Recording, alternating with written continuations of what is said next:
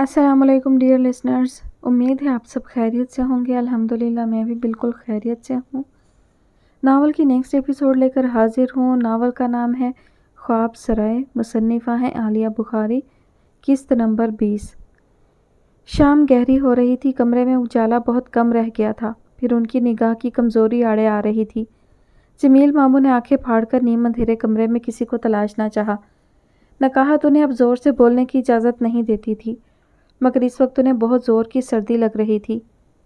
انہوں نے لبنہ کو آواز دی، کوئی ہو جو انہیں ایک اور کمبل لا کر اڑا دے۔ انہیں سخت ضرورت محسوس ہو رہی تھی، لیکن ان کی آواز کمرے کی حد سے باہر نہیں جا سکی۔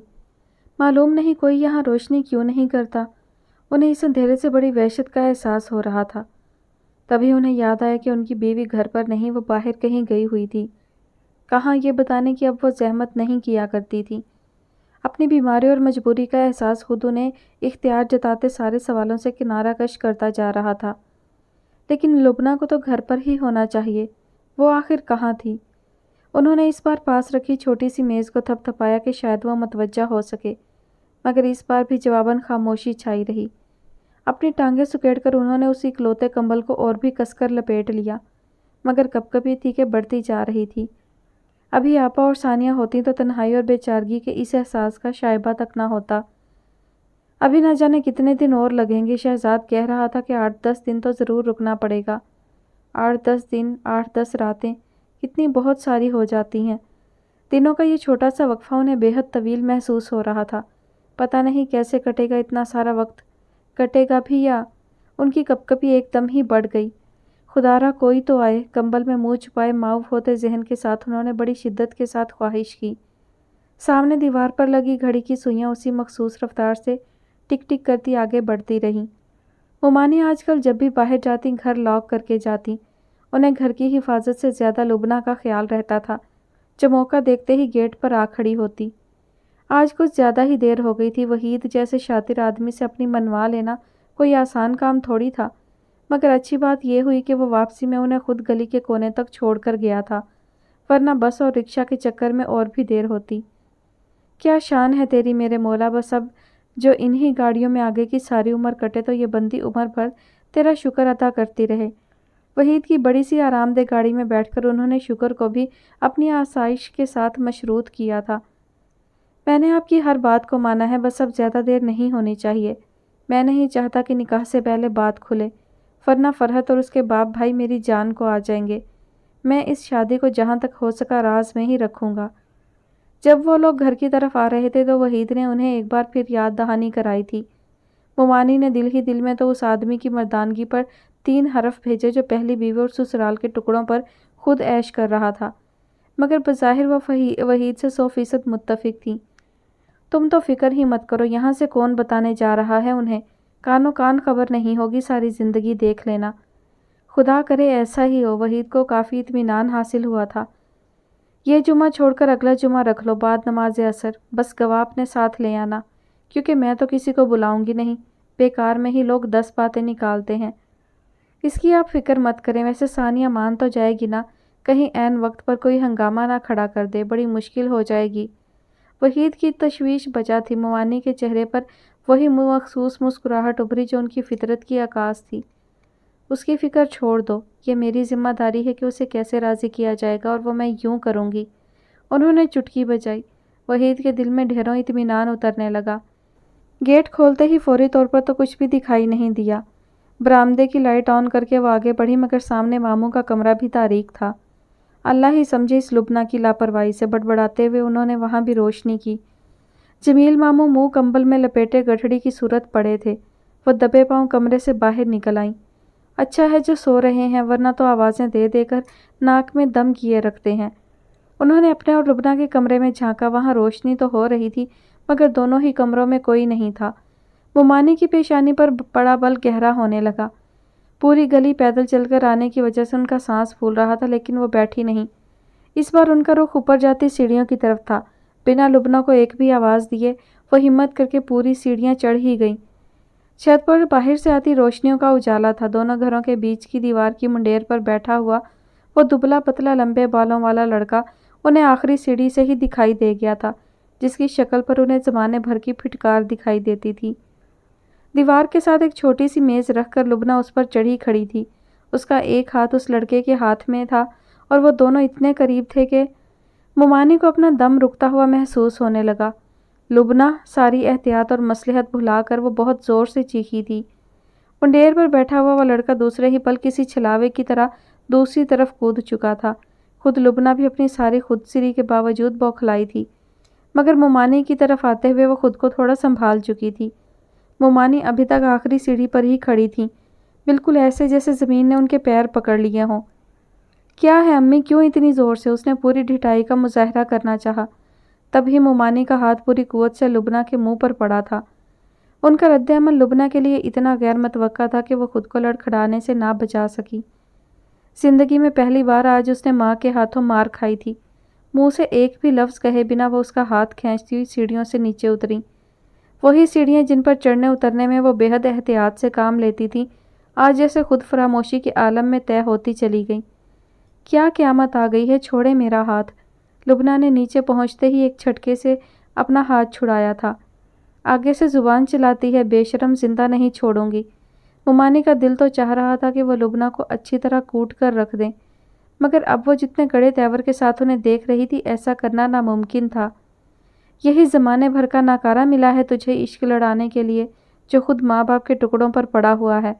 آج گھر والے باہر نکال دیں تو کوئی اسے بھیک بھی نہ دے۔ شدت جذبات سے ان کی آواز کانپ رہی تھی، مگر اس بار ان کی آواز قدرے نیچی تھی۔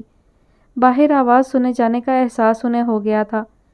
ہاں، یہی ملا ہے مجھے۔ آپ کو تو ثانیہ کے لیے رشتے ڈھونڈنے سے فرصت نہیں ہے۔ میری فکر کب ہوگی؟ میں صاف کہہ رہی ہوں، میری شادی میری اپنی مرضی سے ہوگی، بس۔ اس بار لبنہ کی آواز مومانی سے اونچی تھی، اور جس طرح وہ ان کی آنکھوں میں آنکھیں ڈال کر دیکھ رہی تھی، اس سے سدھار کی رہی سہی امید بھی جاتی دکھائی دے رہی تھی۔ پھر بھی مومانی اسے برا بھلا کہہ گئیں اور پھر تھک ہار کر برآمدے میں پڑی کرسی پر سر پکڑ کر بیٹھ گئیں۔ لبنہ نے ان کی ہر بات کا دو بدو جواب دیا تھا اور اب بھی جارحانہ سے انداز میں صحن میں کھڑی تھی۔ باپ بیمار پڑا ہے، ایک بار بھی نہیں دیکھا ہوگا جا کر اتنی دیر میں۔ انہیں آخرکار جمیل ماموں کا خیال آ ہی گیا۔ لبنہ اس بار جواب دینے کی بجائے فرش پر لڑکتے پلاسٹک کے مگ کو پاؤں سے ٹھوکر مارتے ہوئے اپنے کمرے میں چلی گئی۔ اپنے پیچھے اس نے دروازہ بھی پورے دھماکے کے ساتھ بند کیا تھا۔ خدا ہی سمجھے ایسی اولاد سے، ٹھوکر کھا کر اوندھے منہ گرے گی تب ہی عقل آئے گی۔ وہ بڑبڑاتی ہوئی اٹھیں تو یکایک شدید کمزوری اور تھکن کا احساس ہونے لگا۔ یہ تھکن اتنی دیر باہر پھر کر آنے کی نہیں تھی، یہ لبنہ کی بخشی ہوئی تھی۔ انہوں نے ایک نگاہ لبنہ کے کمرے کے دروازے پر اور دوسری میز پر رکھے مٹھائی کے بند ڈبے پر ڈالی، اور جو لبنہ نے اپنے دل میں ٹھانی ہی پوری کرنی ہے، تو اس کی ساری بھاگ دوڑ کا کیا فائدہ رہ جائے گا جو وہ وحید کے ساتھ کر رہی ہیں۔ ان پر مایوسی چھانے لگی۔ جمیل ماموں ابھی تک اسی پوزیشن میں لیٹے ہوئے تھے۔ پتہ نہیں لبنہ نے انہیں چائے بھی دی تھی یا نہیں، امید کم ہی تھی۔ سنو، کھانا لے آؤں؟ کھا کر پھر سو جانا جب تک دل چاہے، بیزاری سے کہتی ہوئی وہ چند لمحے ان کے جواب کی منتظر رہیں، مگر جواب نہ آیا۔ تھوڑا سا جھنجھلا کر انہوں نے اس بار آواز دینے کے ساتھ ان کا کندھا بھی زور سے ہلا دیا، مگر وہ تو جیسے لڑک کر ایک کونے میں سمٹ گئی۔ وحشت زدہ سی ہو کر مومانی نے تیزی سے ان پر کمبل کھینچا۔ جمیل ماموں کا چہرہ سرخ ہو رہا تھا اور وہ اتنے بے سدھ دکھائی دے رہے تھے کہ پہلی نگاہ میں تو مومانی کو لگا جیسے وہ ختم ہو چکے ہیں۔ بڑا ہی وحشت بھرا احساس تھا جس نے پل سے بھی کم وقفے میں ان کے دکھ کو چھوا۔ لبنہ، ان کی چیخ ایسی شدید گھبراہٹ لیے ہوئے تھی کہ لبنہ کو آپس میں چھڑی اعلانیہ جنگ کو چھوڑ کر کمرے سے دوڑتے ہوئے یہاں تک آنا پڑا۔ کیا مصیبت ہے؟ وہ اپنی ابھی بھی ہونے والی بے عزتی کو بھولی نہیں تھی۔ یہ مومانی در حقیقت بے حد گھبرائی ہوئی تھیں، بس ہاتھ کا اشارہ کر کے رہ گئیں۔ انہیں کیا ہو گیا؟ اچھے بھلے تو تھے، لبنہ کہتی ہوئی آگے بڑھی۔ اسے جمیل ماموں سے باپ ہونے کے ناطے کوئی ایسا لگاؤ یا انسیت نہیں تھی جو کہ اس رشتے کا خاصہ ہے۔ بچپن ہی سے مومانی نے اس کے ذہن میں باپ کا جو نقش ابھارا تھا، وہ ایک ضدی، بے حس اور بے وقوف شخص کا تھا جو اپنے گھرانے کو پرتعیش زندگی دینے میں ہمیشہ ناکام رہا تھا۔ پچھلے چند سالوں میں ثانی اور اماں کے یہاں آنے سے اسے ان سے اور بھی بدگمان ہو گئی تھی۔ وہ ان کے ہونے یا نہ ہونے کے بارے میں اس طرح گھبراہٹ کا شکار نہیں ہوئی تھی جیسے کہ مومانی۔ ٹھیک ٹھاک سانس لے رہے ہیں آپ تو یوں ہی شور مچا دیتی ہیں ذرا ذرا سی بات پر۔ انہیں ہلا جلا کر تسلی کر کے وہ پیچھے ہٹتے ہوئے ناگواری سے کہہ رہی تھی۔ सारा दिन ना जाने कौन कौन सी दवाएं खाते हैं, उन्हीं के असर में सो रहे हैं। मुमानी वहीं खड़ी परेशान निगाहों से उन्हें देखती रहीं। कैसी नींद थी ये जो आदमी बिल्कुल मुर्दों की मानिंद दिखाई देने लगे। उनका दिल नहीं मान रहा था। वहीं गली में एक डॉक्टर का क्लिनिक था। गली से एक लड़के को वहीं से डॉक्टर को बुलवा लिया। ये नमूनिया का शिकार हुए हैं। जिगर पहले ही काम करना छोड़ रहा है। इस वक्त ये हालत बहरहाल सीरियस है। मैं तो आपको फौरी तौर पर इन्हें हॉस्पिटल एडमिट करवाने का मशवरा दूंगा। एक और खर्चा। मुमानी के दिल में पहला ख्याल यही आया। इंजेक्शन लगा दिया है मैंने। इनकी हालत के पेश नज़र एक बार फिर कहूँगा कि देर ना करें। इनका सही ट्रीटमेंट वहीं शुरू हो सकेगा। आप ज़रूरी चीज़ें ले लें, मैं टैक्सी ले आता हूँ। अंकल को अभी हॉस्पिटल ले चलते हैं। रात में वहीं रुक जाऊँगा। अभी जो लड़का डॉक्टर को लाया था वही अपनी खिदमात पेश कर रहा था। इस वक्त तो नहीं, कल तक देखते हैं, क्या खबर ऐसे ही तबीयत ठीक हो जाए। दूसरे कमरे से लाकर कंबल मामू पर डालते हुए वो बेइतनाई से बोली। मगर आंटी, अंकल की हालत तो। वो लड़का परेशानी से उनकी शक्ल देखने लगा। मैंने कहा ना, ज़रूरत होगी तो ले चलेंगे। तुम आप जाओ, बहुत मेहरबानी। वो गरीब चुपचाप सर झुकाए बाहर निकल गया। आसान है हॉस्पिटल ले जाना, सिर्फ खर्चा ही खर्चा। डूबती हुई नाव में से चुल्लू भर पानी निकाल देने से क्या फ़र्क पड़ जाएगा भला। उन्होंने मामू के चेहरे को बगौर देखते हुए सोचा। वहाँ अब जिंदगी की आखिरी रमक भी जैसे बुझने को थी। वही थे जो इस नातवानी के आलम में भी सानिया और अम्मा के आगे पूरी हिम्मत और जज्बे के साथ खड़े थे। ये आखिरी पनाह का छिन गई तो माँ बेटी के पास किसका आसरा रह जाना। उनके दिल में एक बड़ा ही खौफनाक ख्याल आया था। शायद उनका काम अब बहुत आसान होने को था। उमर के वलीमे में सज्जाद जानबूझकर देर तक बैठे रहे। हालांकि इस दौरान में शीरीं के कितने ही फ़ोन आए जो अपने यहाँ अब तक भी ना पहुँचने पर नाराज़ हो रही थी। लेकिन उन्हें उमर की खुशी ज़्यादा अजीज़ थी, या फिर दिल में छुपी एक ख्वाहिश जो उमर की शादी के दिनों में शिद्दत से बार बार उभर रही थी। एक बेताबाना निगाह उन्होंने एक बार फिर पूरे पंडाल पर डाली, मगर वो कहीं नहीं था, न आज और न गुज़िश्ता कल। एक एक चेहरे को खोज कर देखा, मगर वो कहीं नज़र नहीं आया था। वो यकीनन यहाँ इसलिए नहीं आया था क्योंकि जानता था कि बाबा और वो यहाँ ज़रूर आएंगे। अपने ख़ानदान से उसने और कुछ लिया हो या नहीं, ज़िद और खुददारी तो ज़रूर ही ली थी। एक थकी थकी सी सांस लेते हुए सज्जाद उठ खड़े हुए। फैज़ी को यहाँ ना पाकर उन्हें सख्त मायूसी हुई थी। बाबा की दी हुई कसम का पास ना होता तो वो उसे बआसानी ढूंढ सकते थे, लेकिन अब उन्हें किसी खुशकिस्मती भरे इत्तेफाक का इंतज़ार करना पड़ रहा था, जो मालूम नहीं होना भी था या नहीं। कोई दिन नहीं गुजरा था जो उन्होंने उसे याद ना किया हो। उन तमाम जगहों और तमाम रास्तों पर जहाँ कहीं वो जाया करता था, वो जानबूझकर 10 बार गुजरते थे कि शायद वो दिखाई दे। उसकी गाड़ी जो बाबा ने नाराज़गी के बावजूद उससे वापस नहीं मंगवाई थी, कहीं भी तो दिखाई नहीं देती थी। कई बार चोरी चोरी वो उसके कॉलेज होकर आए थे, मगर पता चला कि वो क्लासेस बेहद कम अटेंड करता रहा है। फिर इस बात की तस्दीक उसके रिज़ल्ट से भी हो गई, जिसमें वो 2 पेपर में फ़ेल था। वो कितने ही दिन बेहद रंजीदा रहे। फैज़ी की ज़िंदगी, करियर, सभी कुछ तबाही के दहाने पर आ खड़ा था। आप जा रहे हैं सज्जाद भाई? उन्हें उठता देखकर उमर तेज़ी से उनके पास आया। तुम्हें तो पता है कि आज वहाँ शीरीं की शादी में भी शिरकत ज़रूरी है। मैं आपका बेहद शुक्रगुजार हूँ सज्जाद भाई कि आपने मुझे इस काबिल समझा। सज्जाद ने साफ महसूस किया कि आवाज़ में नमी गालिब आ रही थी। उन्होंने बेइख्तियार उसे गले लगा लिया। भाइयों में शुक्रिया नहीं होता, आइंदा ऐसी बात मत करना, मुझे तकलीफ़ होती है। हालांकि स्टेज पर तस्वीरें बनाई जा रही थी, फिर भी उनके मना करने के बावजूद वो उन्हें गाड़ी तक छोड़ने के लिए साथ था। तबीयत की खराबी के बावजूद आज बाबा भी थोड़ी देर के लिए आए थे, बल्कि इस भाभी को अलबत्ता जानबूझकर नहीं लाया गया था। एक तो उनकी जहनी हालत इतनी अबतर हो रही थी कि किसी वक्त भी उन पर भरोसा नहीं किया जा सकता था, और दूसरे यहाँ फैज़ी की मौजूदगी का खदशा भी बहरहाल मौजूद था। उमर के साथ चलते हुए वो यही बात उससे भी कह रहे थे। तभी मेज़ों और कुर्सियों के दरमियान से गुजरती हुई एक लड़की उनसे टकराते टकराते बची। संभल कर, सज्जाद ने एकदम ही उसका बाजू थाम कर गिरने से बचा लिया। माफ़ कीजिएगा, वो एक खुश शक्ल लड़की थी, मगर उसके चेहरे की जर्दी मेकअप और जेवरात से भी नहीं छुप सकी थी। कोई बात नहीं, मगर देख कर चला करें, अभी आपको बहुत ज़ोर से चोट लग जाती। बहुत नरमी से कहते हुए उन्होंने उसका बाजू छोड़ा। जी, हल्के से कहते हुए अपना दुपट्टा दुरुस्त किया। उसकी हालत ठीक नहीं थी। उसकी आंखों की उदासी एक नज़र में महसूस हुई थी। ना जानते हुए भी सज्जाद को उसके लिए रंज हुआ। वो आगे जा चुकी थी, मगर सज्जाद कुछ खामोश से थे। उमर ने साथ चलते हुए एक निगाह उनके चेहरे पर डाली। आपको पता है सर, ये लड़की कौन थी? नहीं। یہ نینی تھی، فیضی کی بیوی۔ ان کے قدم جیسے تھم سے گئے۔ بنا کوئی اگلے سوال کیے انہوں نے مڑ کر دیکھا، مگر اب وہ مہمانوں کے ہجوم میں کھو چکی تھی۔ فیضی کی وائف دل کو کسی اپنائیت بھرے احساس نے نرمی سے چھوا، اور وہ یقیناً انہیں پہچانتی تھی، تبھی اس نے انہیں دیکھ کر اپنا دوپٹہ ٹھیک کیا تھا۔ ہلکی سی مسکراہٹ سجاد کے لبوں پر پھیل رہی تھی۔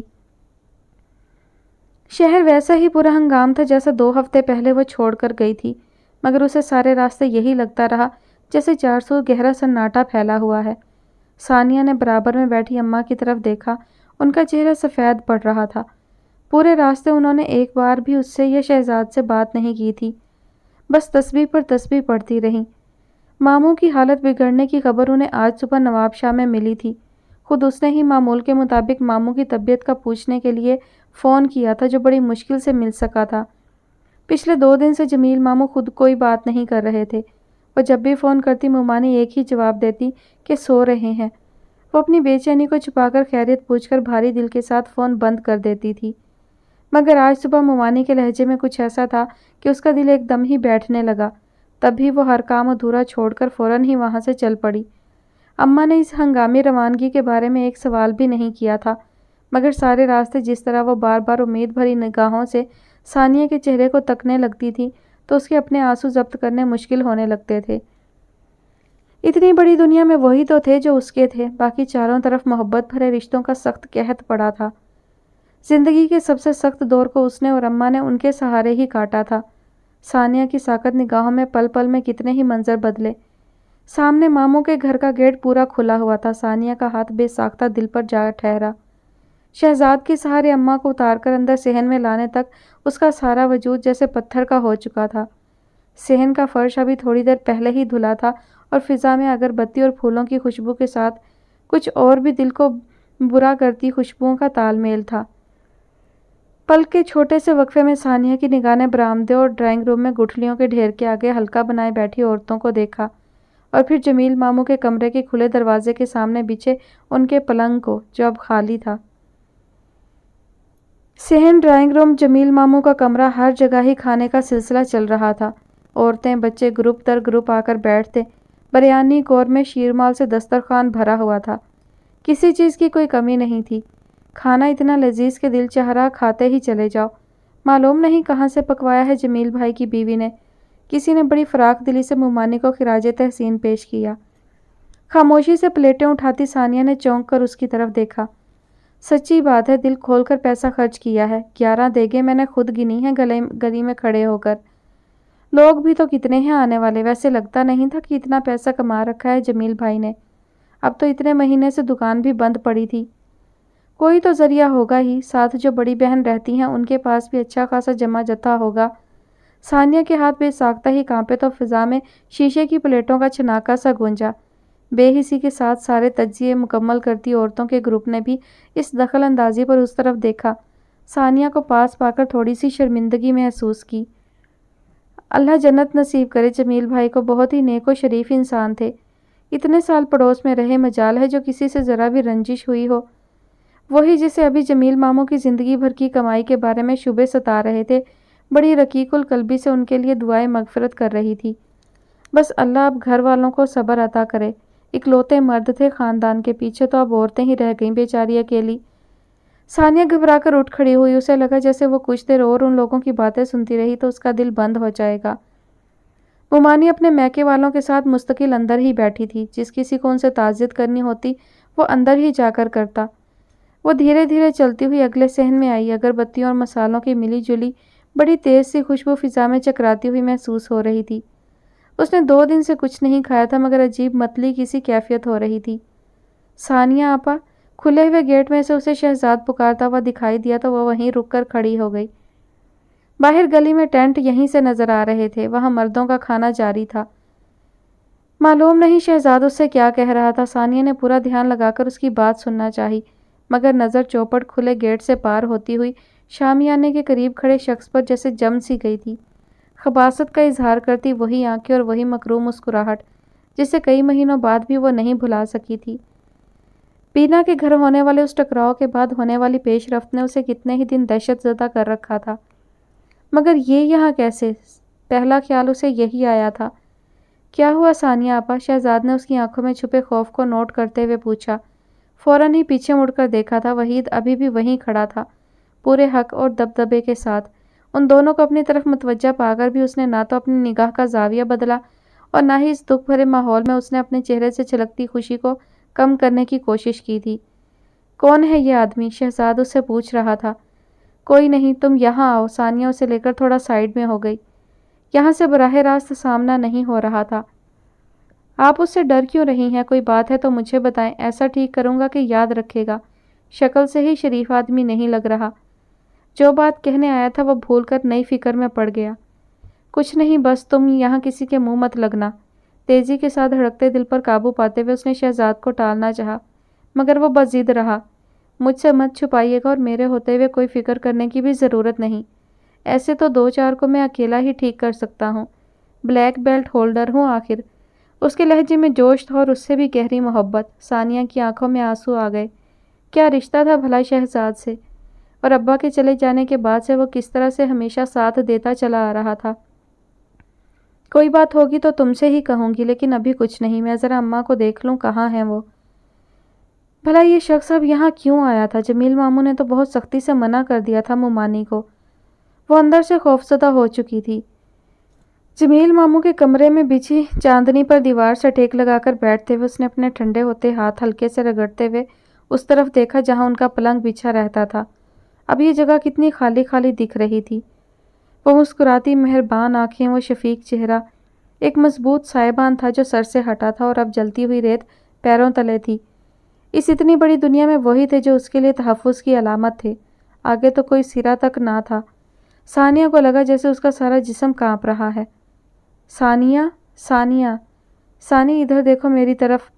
کسی نے ذرا سختی سے اس کے کندھے کو پیچھے دھکیلا۔ آنسوؤں میں دھندلاتے منظر میں سامنے فرح کا پریشان چہرہ تھا۔ انجوائے تو بہت کیا ہوگا تم نے؟ نینی نے اس بار پھر چونک کر اس کی طرف دیکھا۔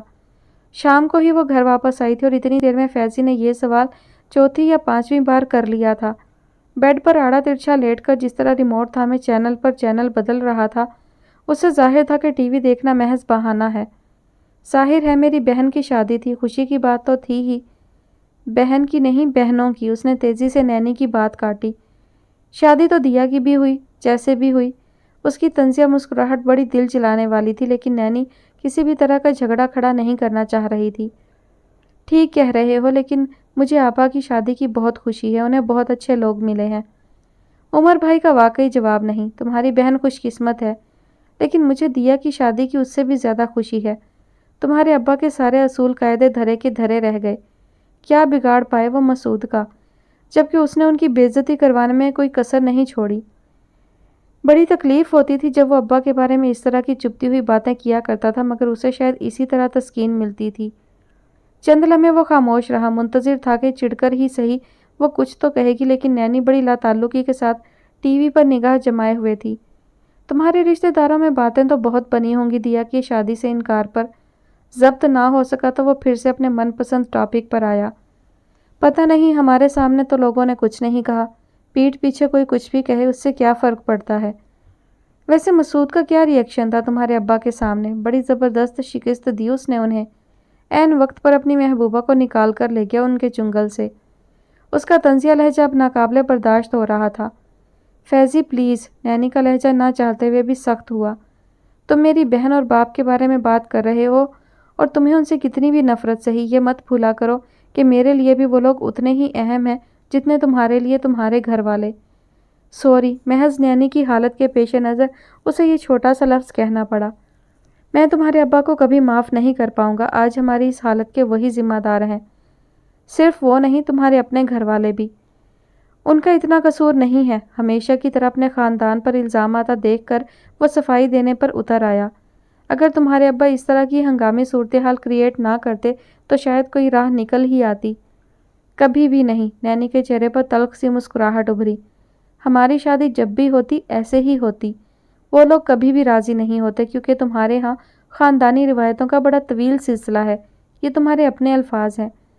فیضی کو سمجھنے میں کوئی دقت نہیں ہوئی تھی کہ وہ اس پر طنز کر رہی ہے۔ اگر کچھ وقت مل جاتا، میں اپنی پڑھائی پوری کر لیتا تو اپنی بات منوانے کی بہتر پوزیشن میں آ جاتا۔ یہ سب بہت قبل از وقت ہوا ہے۔ ابھی تو گھر میں سجاد چچا کی شادی ہونا باقی تھی، میرا نمبر تو بہت دور تھا۔ بات بشارت صاحب سے ہٹ کر اب دوسری طرف جا رہی تھی۔ صرف تمہارا نہیں، میرا بھی۔ پھر جیسے اسے کوئی ضروری بات یاد آئی۔ فیضی، وہ کچھ کہتے کہتے رکی۔ تمہارے سجاد چچا آئے تھے شادی میں۔ نینی نے اتنی سی اطلاع دے کر اس کے رد عمل کو دیکھنا چاہا۔ اچھا، اس کا ریموٹ پر تیزی سے چلتا ہوا ہاتھ ساکت ہوا تھا۔ اور بابا؟ سنا ہے وہ بھی آئے تھے، بس تھوڑی دیر کے لیے، لیکن سجاد چچا تو بہت دیر تک ولیمے میں رہے تھے۔ نینی کو اطمینان ہوا کہ وہ کم از کم غصے میں نہیں آیا۔ بابا وہاں اس لیے نہیں رکے ہوں گے کہ کہیں میں انہیں نہ دکھائی دے جاؤں، وہ بہت مشکل میں پڑ جاتے۔ اور میں بھی۔ فیضی کی آواز اس بار قدرے ہلکی تھی۔ تم نے سجاد چچا کو پہچانا؟ وہ اب اس سے پوچھ رہا تھا۔ نینی ہلکے سے مسکرا دی۔ مجھے سمیع بھائی نے دکھایا تھا اس وقت جب وہ شرکت کے لیے آ رہے تھے۔ ویسے وہ نہ بھی بتاتے تو میں انہیں پہچان سکتی تھی، وہ تم سے بہت ملتے ہیں۔ ان کی ایج میں آ کر تم بھی ویسے ہی لگنے لگو گے، لیکن سچی بات یہ ہے کہ وہ تو بہت ہی شاندار ہیں بھائی۔ یہ تو ہے، سجاد چچا جیسے لوگ کم ہی ہوں گے۔ وہ جتنے اچھے دکھتے ہیں اس سے کہیں اچھا ان کا دل ہے، ہمارے خاندان میں سب سے مختلف۔ نینی کا دل چاہا کہ وہ اسے جتائے کہ جب بھی وہ اپنے گھر والوں کا ذکر کرتا ہے اس کا لب و لہجہ کتنا مختلف ہو جاتا ہے، مگر پھر خاموش رہی۔ ماحول جو ابھی تھوڑی دیر پہلے ہی اچھا ہوا تھا پھر سے بگڑنے لگتا۔ سو فائدہ؟ بہتر تھا کہ اس کے اچھے موڈ کا فائدہ اٹھا کر کوئی کام کی بات کر لی جائے۔ میرا ان سے اتفاقاً ٹکراؤ بھی ہوا تھا، شاید عمر بھائی نے انہیں میرے بارے میں بتایا بھی ہو۔ وہ سجاد چچا کے ساتھ تھے۔ فیضی بے چین سا ہو کر اٹھ بیٹھا۔ تمہیں کیا ضرورت تھی ان کے سامنے جانے کی؟ وہ محض اتفاق تھا، میں نے بتایا نا تمہیں۔ سجاد چچا یہ نہ سمجھے کہ میں نے تمہیں جان بوجھ کر ان کے سامنے بھیجا تھا۔ تم کیسی باتیں کر رہے ہو؟ وہ ایسا کیوں سمجھیں گے؟ نینی نے حیرت سے اس کی طرف دیکھا۔ میں اسی لیے تمہیں نہیں بھیجنا چاہ رہا تھا، مگر تم ضد کر کے۔ نینی کو لگا کہ اس کی زندگی کا کنفیوژن کبھی ختم نہیں ہوگا۔ آج اتوار تھا، وہ اٹھے تو حسب عادت سویرے ہی تھے، لیکن صبح کی چائے اپنے کمرے میں ہی منگوا لی تھی۔ رات عمر کے ولیمے سے واپسی خاصی دیر میں ہوئی تھی اور آج فلائٹ سے انہیں اسلام آباد جانا تھا، جہاں شیریں اور شہریار نے ریسیپشن کا انتظام کیا تھا۔ جانا ضروری تھا۔ وہ لاؤنج میں آئے، سامنے فیضی کا کمرہ کب سے سناٹے میں ڈوبا ہوا تھا۔ دن میں جتنی بار وہ یہاں اوپری منزل میں آتے فیضی کا کمرہ بری طرح دل دکھاتا۔ معلوم نہیں وہ اب بھی ایسا ہی ہوگا یا ان 2-2.5 سالوں میں اس میں تبدیلیاں آ چکی ہوں گی، لیکن ایک بات تو ثابت تھی، کم از کم ضدی وہ آج بھی تھا۔ جبھی تو بابا کے ایک بار منع کر دینے کے بعد اس نے پھر مڑ کر نہیں دیکھا۔ سجاد کو پچھلی رات نینی سے ہونے والی ملاقات یاد آئی، اور ملاقات بھی کیا، محض ٹکراؤ۔ سجاد کی نگاہ میں وہ خوش شکل چھوٹی سی لڑکی ابھری جس کی آنکھوں میں گہرے ہوتے ہوئے ہلکے نمایاں تھے، اور وہ بے حد کمزور دکھ رہی تھی۔ فیضی کی مالی حالت کے بارے میں انہیں کوئی خوش فہمی نہیں تھی، اور اس کے اکاؤنٹ میں اب کتنی رقم بچی ہوگی یہ سبھی اس کی شاہ خرچیوں کی نظر ہو چکی ہوگی، یہ اندیشہ بھی یقین میں بدلتا تھا۔ بابا نے اتنی بڑی قسم نہ دی ہوتی تو وہ یقیناً کسی نہ کسی طرح اس کی مالی مدد کر رہے ہوتے، یا پھر وہ خود ہی ان سے رابطہ کرتا تو۔ سہیل بھائی کے بچے شور مچا رہے تھے، سمینہ بھابھی انہیں ڈانٹ رہی تھی، لیکن اوپر کی ویرانی کی بنسبت یہ چہل پہل بڑی غنیمت تھی۔ چچا آئیے آپ بھی، انم نے انہیں دیکھ کر وہیں سے آواز لگائی۔ وہ مسکراتے ہوئے پاپا کے کمرے کی طرف جا رہے تھے، تبھی ان کی نظر انم کے برابر بیٹھی ہوئی بلقیس بھابھی پر پڑی۔ الجھے روکھے بال، چہرے پر پھیلی بے رونقی، اور عام سے پھیکے رنگوں والے کپڑے۔ ان کی شخصیت میں بڑی تیزی سے بدلاؤ آیا تھا۔ زیورات اور سے لدی پھندی خوش لباس مغرور عورت جانے کہاں چلی گئی تھی۔ اب تو یہ ایک معمر اور زمانے بھر سے بیزار عورت موجود تھی، جسے شاید آئینہ دیکھے بھی کئی مہینے گزر چکے تھے۔ سجاد کا دل بے اختیار ہی چاہا کہ وہ انہیں بتائے کہ فیضی یہیں اسی شہر میں ہے۔ کل انہوں نے اس کی بیوی کو دیکھا ہے، مگر خود پر ضبط رکھنا ضروری تھا۔ فیضی کا نام سنتے ہی وہ اتنی بری جذباتی کیفیت طاری کر لیتی تھی کہ انہیں سنبھالنا مشکل ہو جاتا تھا۔ وہ اب مستقل سکون بخش دواؤں کے سہارے رہتی تھیں۔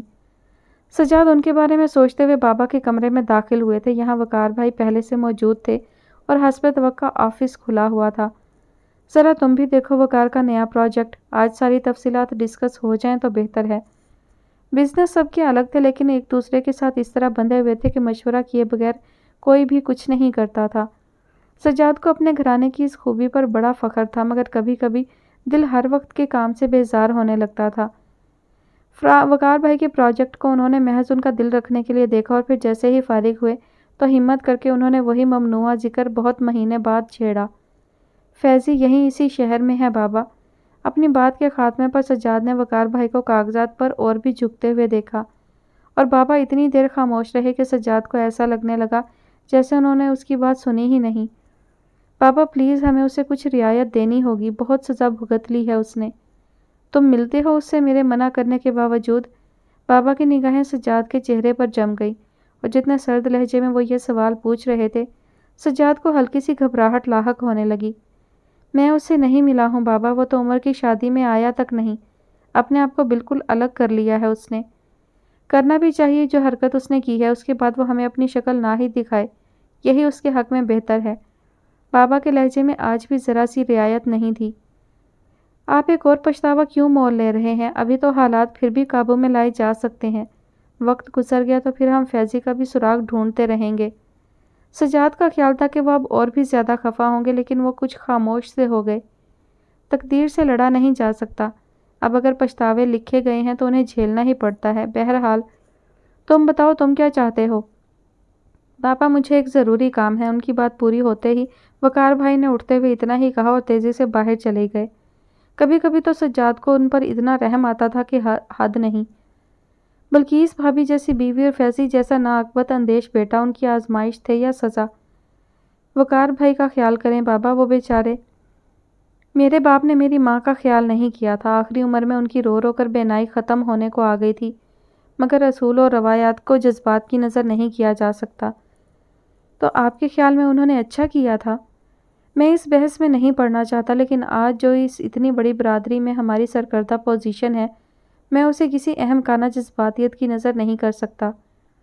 خونی رشتے بھی پوزیشن سے کہیں آگے کی چیز ہوتے ہیں بابا، انہیں اب دنیاوی کسوٹی پر پرکھنا بابا کو سمجھنا شاید دنیا کا مشکل ترین کام تھا۔ لیکن اب جب بات شروع ہو چکی تھی تو سجاد اپنی پوری کوشش کرنا چاہتے تھے، مگر وہ تو ڈھنگ سے سننے کے لیے بھی تیار نہیں تھے۔ انسان جب کسی مرتبے پر پہنچا ہوا ہوتا ہے تو اس کی ترجیحات عام انسانوں سے الگ ہو جاتی ہیں۔ سجاد، تمہیں اندازہ ہی نہیں ہے کہ اس اتنی بڑی برادری کی سپورٹ کتنی اہم چیز ہے۔ اگلے الیکشن میں وقار کو MNA کی سیٹ آفر ہوئی ہے، یہ کوئی معمولی بات نہیں۔ ہمارے گھرانے کی عزت اور مرتبے یہ الیکشن کہیں سے کہیں پہنچا دیں گے۔ سجاد نے مایوسی سے سر جھکا لیا۔ ہر بات میں نفع نقصان کا تخمینہ لگانا پچھلی کئی نسلوں سے کاروبار کرتے رہنے کی بنا پر ہی اس خاندان کی سرشت میں شامل ہو چکا تھا۔ بابا کی زیرک نگاہ نے جیسے ان کی مایوسی کو پڑھا تھا۔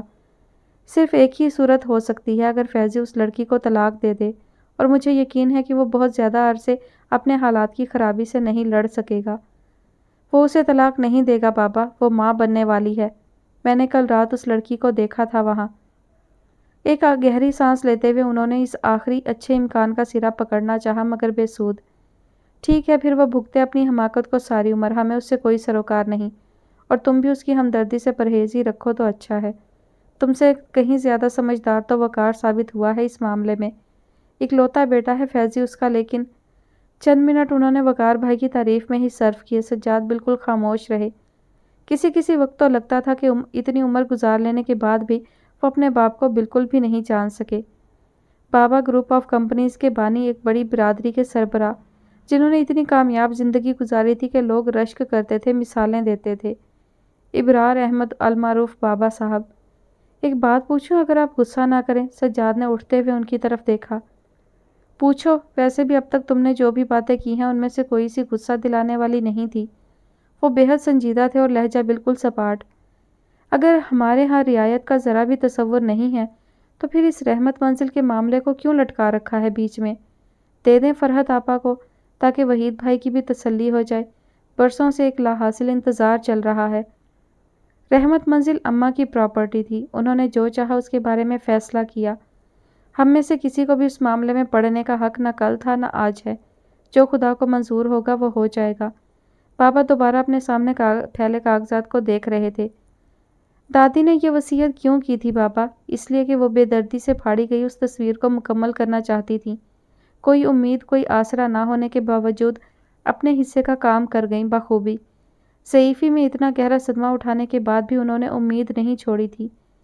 جب نہ صحیح اب صحیح، کبھی تو یہ ادھورا خاندان مکمل ہوگا۔ تم جاؤ سجاد، مجھے بہت ضروری کام ہے۔ بابا نے اپنی ریوالونگ کرسی کا رخ دوسری طرف موڑ لیا تھا۔ جی اچھا، وہ ہلکے سے کہتے ہوئے باہر نکل آئے۔ کل سے ذہن فیضی کی طرح ہی الجھا ہوا تھا۔ کھوکھلی فرسودہ روایتوں کا بے رحم سلسلہ کہیں جا کر رکنا بھی تھا یا نہیں؟ بدلے کی شادی، کاروباری ونی، حق بخشوانہ ذات برادری کی سختی سے کی جانے والی پابندی، آخر کب تک؟ درد کے اس سلسلے کو اب رکنا ہی ہوگا۔ سجاد کا موبائل بج رہا تھا، انہوں نے دیکھا فرح کا نمبر آ رہا تھا۔ ہاں فرح، سناؤ، خیریت؟ کیا؟ سجاد بری طرح چونکے تھے۔ دوسری طرف سے فرح جو خبر سنا رہی تھی وہ حد سے بڑھ کر تکلیف دہ تھی۔ فرح نے انہیں کمبل اڑھایا اور پھر خاموشی سے چند لمحے ان کے چہرے کو دیکھے گئی۔ صدمہ اتنا بڑا تھا کہ ان کی ضعیفی اسے جھیلنے کی متحمل نہیں ہو سکتی تھی۔ 2 دن میں ایسا لگنے لگا تھا جیسے ان کے جسم کا سارا خون نچڑ کر رہ گیا ہے، مگر منہ سے کوئی واویلا، کوئی فریاد نہیں۔ مستقل قرآن پاک یا تسبیح پڑھے جاتی اور آنسو ایک تواتر کے ساتھ ان کی آنکھوں سے گرتے رہتے۔ وہ کل سے یہیں رکی تھی اور پوری رات اس نے ان کو ایک ہی جگہ بیٹھا ہوا پایا تھا۔ اصرار کے باوجود بھی نہیں لیٹی تھی۔ صبح تک انہیں خاصا تیز بخار ہو چکا تھا۔ وہ اب دن چڑھے آگے مین روڈ پر رہنے والے ڈاکٹر کو ثانیہ کے ساتھ جا کر لائی تھی۔ انہی کی دی ہوئی دواؤں کے زیر اثر اماں پر تھوڑی سی غفلت طاری ہوئی تھی۔ پہلے شوہر اور اب اکلوتا بھائی، ان کی بے بسی کا احساس کرتی تو فرح کو دل کٹتا ہوا محسوس ہوتا تھا۔ ڈرائنگ روم میں کون آیا بیٹھا ہے اتنی دیر سے ثانیہ کے پاس؟ لبنہ ذرا فاصلے پر کھڑے اس سے پوچھ رہی تھی۔ ہونٹوں پر انگلی رکھ کر فرح نے اسے خاموش رہنے کا اشارہ کیا تو لبنہ کے چہرے پر ناگواری ظاہر ہونے لگی۔ میں ایک بات پوچھ؟ سجاد بھائی آئے ہوئے ہیں اور تمہاری امی بھی وہیں بیٹھی ہوئی ہیں، بے فکر رہو۔ قریب آتے ہوئے فرح نے دھیمی آواز مگر سخت لہجہ اختیار کیا۔ مجھے کیا پڑی ہے فکر کرنے کی، تم جو ہو؟ لبنہ کو فرح سے خاصی چڑ تھی۔ وہ اور مومانی دونوں ہی نے خود بخود یہ فرض کر رکھا تھا کہ عمر سے لبنہ کی شادی نہ ہونے میں فرح نے ہی روڑے اٹکائے ہیں۔ فرح نے دانستہ بحث کرنے سے گریز کیا۔ اس انتہائی صدمے کے وقت اسے حیرت تھی کہ لبنہ ایسی باتیں بھی کر سکتی تھی۔ ڈرائنگ روم میں مومانی مستقل براجمان تھی۔ سجاد نے پہلو بدلتے ہوئے ثانیہ کی طرف دیکھا۔ وہ بار بار اپنے آنسو خشک کر رہی تھی۔ انہیں اب تک اس سے ایک بات کرنے کا بھی موقع نہیں ملا تھا۔ ساری عمر شرافت اور دیانتداری سے کام کیے گئے۔ چھوٹی سی دکان تھی، بس اتنی ہی آمدنی ہوتی کہ گھر کا خرچہ پانی چلتا رہا۔ اوپر سے اب ثانیہ اور آپا کی بھی ذمہ داری آ پڑی۔ 2 لڑکیوں کی فکر نے کمر توڑ کر رکھ دی تھی۔ یہی نتیجہ نکلنا تھا آخر۔ اپنی عادت سے مجبور مومانی مستقل بولے جا رہی تھی۔ اللہ مالک ہے، اسی پر بھروسہ رکھے۔ سجاد نے انہیں ایک بار پھر تسلی دینا چاہی۔ اب خود تو چلے گئے، میرے لیے ساری فکریں چھوڑ گئے۔ نہ کوئی جمع جتھا تھا، نہ کوئی آمدنی کا ذریعہ۔ پتہ نہیں آگے کیا بننا ہے، میرے پاس تو کچھ بھی نہیں۔ چوتھا علاج پر خرچ ہو گیا۔ ثانیہ نے تڑپ کر مومانی کی طرف دیکھا۔ خدایا، کوئی مومانی کے منہ پر ہاتھ رکھ کر انہیں چپ کیوں نہیں کروا رہا؟ میں نے تو نہ علاج میں کسر چھوڑی نہ خدمت میں، پھر بھی خدا کو ان کی اتنی ہی زندگی منظور تھی تو کیا کیا جا سکتا ہے؟ مہینوں جو وہ رنگ گھلا پانی مکسچر کے نام پر ماموں کو پلاتی آ رہی تھی اور اپنی بے آرامی کا خیال کر کے ان کی بیماری کے آخری دنوں میں بھی خود لبنہ کے ساتھ دوسرے کمرے میں سوتی رہی تھی، یہ سب بھلانے کے لیے ساری عمر بھی ناکافی تھی۔ سجاد نے دل میں اٹھتی ناگواری کے احساس کو بمشکل دبایا۔ سامنے بیٹھی عورت کی اصلیت سے وہ بخوبی واقف تھے۔ ثانیہ کب سے پوری تنخواہ ان کے ہاتھ پر رکھ رہی تھی۔ اماں نے اپنے پاس سے ایک ایک پیسہ خرچ کر دیا تھا اور زیور کے نام پر جو سونا تھا وہ بھی ان آخری دنوں میں بک چکا تھا۔ یہ سب انہیں فرح سے پتہ چلا تھا اور سب سے بڑھ کر مومانی کی فطرت ان کی ایک ایک ادا سے ظاہر ہوتی تھی۔ وہ اندازہ کر سکتے تھے کہ اماں اور ثانیہ نے یہاں کتنا کٹھن وقت گزارا ہوگا اور اب آگے۔ اس پریشان کن سوالیہ نشان کا تسلی بخش جواب دینا ان کی ذمہ داری بھی تھا اور وہ دینا بھی چاہتے تھے۔ ثانیہ، مومانی کی پرواہ کیے بغیر وہ اب ثانیہ کی طرف متوجہ ہو چکے تھے۔ فرح ابھی بھی باہر سے آ کر اس کے قریب بیٹھی تھی۔ جو ہوا اس کا ازالہ تو انسان کے بس سے باہر ہے، لیکن آگے ساری زندگی ہے اور آپ کو اپنے لیے نہ صحیح، اماں کے لیے تو خود کو سنبھالنا ہے۔ ان کا غم آپ سے کہیں بڑا ہے اور اب ان کے لیے تو صرف آپ ہی ہیں۔ ثانیہ کی نظریں ان کی طرف اٹھیں اور پھر جھک گئی۔ کچھ پل یوں ہی خاموشی میں گزرے۔ ایک مخصوص احساس تھا جو اس کی موجودگی میں ہمیشہ ہی سجاد کو گھیرتا محسوس ہوتا تھا۔ کسی بات کی فکر مت کریں، میرا مطلب ہے کہ ہم سبھی آپ کے ساتھ ہیں۔ صرف فرح تھی جس نے ان کی بات میں معنی خیزی ڈھونڈی۔ کچھ دنوں میں آفس آنا شروع کر دیں، آپ نارمل روٹین میں آئیں گی تو اماں پر بڑا اچھا اثر پڑے گا۔ پہلی بار مومانی نے سجاد کی کوئی بات رد کرنا چاہی۔ آفس اب کیا جانا ہے، میں تو کسی اور ہی فکر میں ہوں۔ ویسے بھی بچی اتنی غمزدہ اور نڈھال ہو رہی ہے، کہیں بیمار ہی نہ پڑ جائے۔ میں ٹھیک ہوں مومانی، آپ فکر مت کریں، میں آ جاؤں گی آفس 2-4 دن میں، ذرا اماں کی طبیعت سنبھل جائے۔ مومانی نے بمشکل خود کو مزید کچھ کہنے سے روکا۔ اپنی لگائی ہوئی بازی کے آخری پتے وہ بڑے سنبھال کر کھیلنا چاہ رہی تھی۔ سجاد جانے کے لیے اٹھ کھڑے ہوئے۔ مومانی چائے کے لیے اصرار کر رہی تھی، لیکن انہیں یہ وقت اس طرح کی فارمیلٹیز کے لیے سخت نامناسب لگا۔ وہ معذرت کرتے ہوئے باہر نکل آئے۔ مومانی بار بار ثانیہ کے لیے اپنی محبت اور فکر مندی کا اظہار کر رہی تھی، اور ان کے اس عمل میں چاہے کتنا بھی دکھاوا تھا، سجاد اور فرح دونوں کو بہت غنیمت محسوس ہو رہا تھا۔ جس وقت سجاد گیٹ سے باہر نکل رہے تھے، مومانی کو لبنہ یاد آئی۔ یہ لبنہ کہاں ہے آخر؟ اتنی بھی تمیز نہیں کہ گھر آئے مہمان کو خدا حافظ ہی کہہ دے۔ وہ تو چھت پر گئی تھی میرے سامنے تھوڑی دیر پہلے، فرح نے اسے جاتے دیکھا تھا سو بتا دیا۔ چھت پر؟ ان کے چہرے کا رنگ اٹھتے سب نے محسوس کیا تھا۔ میں ابھی آئی، وہ الٹے پیروں واپس مڑ گئیں۔ مجھے ہمیشہ اس بات کا افسوس رہے گا کہ آخری دنوں میں ان کی خبر گیری نہ کر سکا۔ عمر اور شیریں کی شادی، آفس کی مصروفیت، لیکن ان میں سے کوئی بھی جواز میری شرمندگی دور نہیں کر پا رہا۔ انہوں نے بالآخر وہ بات کہی جس کا انہیں دل سے رنج تھا۔ مجھے بھی تو دیکھیے، عمر کی شادی میں اتنی گم۔ ثانیہ سے نواب شاہ جانے کے بعد تو بات بھی 1-2 بار ہی ہوئی۔ وہ تو کل جب میری 10 کال اس نے ریسیو نہیں کی تو میں گھبرا کر یہاں پتہ کرنے آئی تو یہاں جمیل ماموں کا سوئم تھا۔ ثانیہ کی آنکھوں سے پھر سے آنسو گرنے لگے۔ کتنا عجیب سا لگتا ہے ماموں کے حوالے سے ایسی باتیں سننا۔ خیال سے نکلتے ہوئے اس نے اپنے آنسو صاف کیے۔ کوئی بات نہیں ہے، پھر یہ سب اسی طرح ہونا تھا، مگر انہوں نے انتظار ہی نہیں کیا۔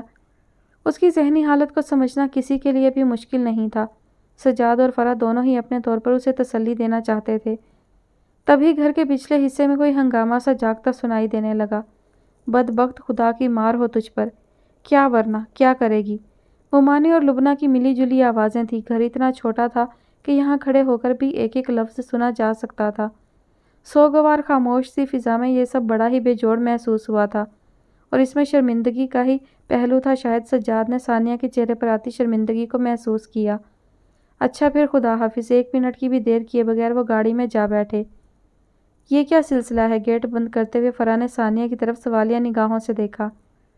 ہم لوگ ادھر ڈرائنگ روم میں ہی بیٹھتے ہیں، ابھی ادھر مت جاؤ۔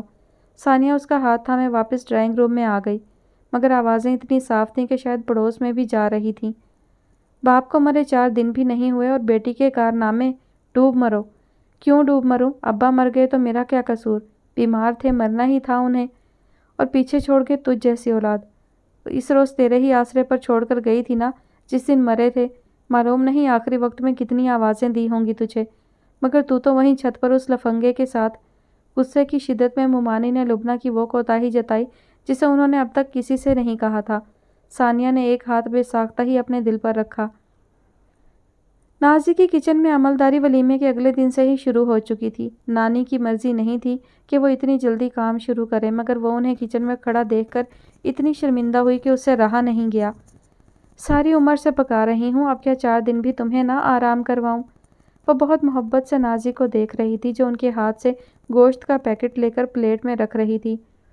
میں نے تو کب کا سوچا ہوا تھا کہ اپنے عمر کی دلہن کو زیادہ کام کرنے ہی نہیں دوں گی، اور پہلے 6 مہینے تو بالکل بھی نہیں ہاتھ لگانے دوں گی، مگر بیٹا تم نے تو 6 دن بھی آرام نہیں کیا۔ اور جو دیا یہاں آتی تو نانی کی یہ خواہش پوری ہونے میں کیا کسر باقی رہ جاتی؟ نہ چاہتے ہوئے بھی اسے دیا کا خیال بار بار آ جاتا۔ اب آپ آرام کریں نانی، اتنا کام کر لیا ہے آپ نے، اور اب میرا تو فرض بنتا ہے، بس جہاں غلطی کروں بتا دیجئے گا۔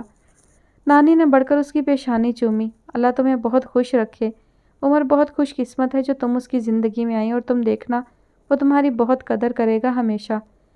مجھے تو اس گھر میں آپ لائی ہیں نانی، خدا کرے میں آپ کی توقعات پر پوری اتر آؤں، وہ بے ساختہ ہی کہہ گئی۔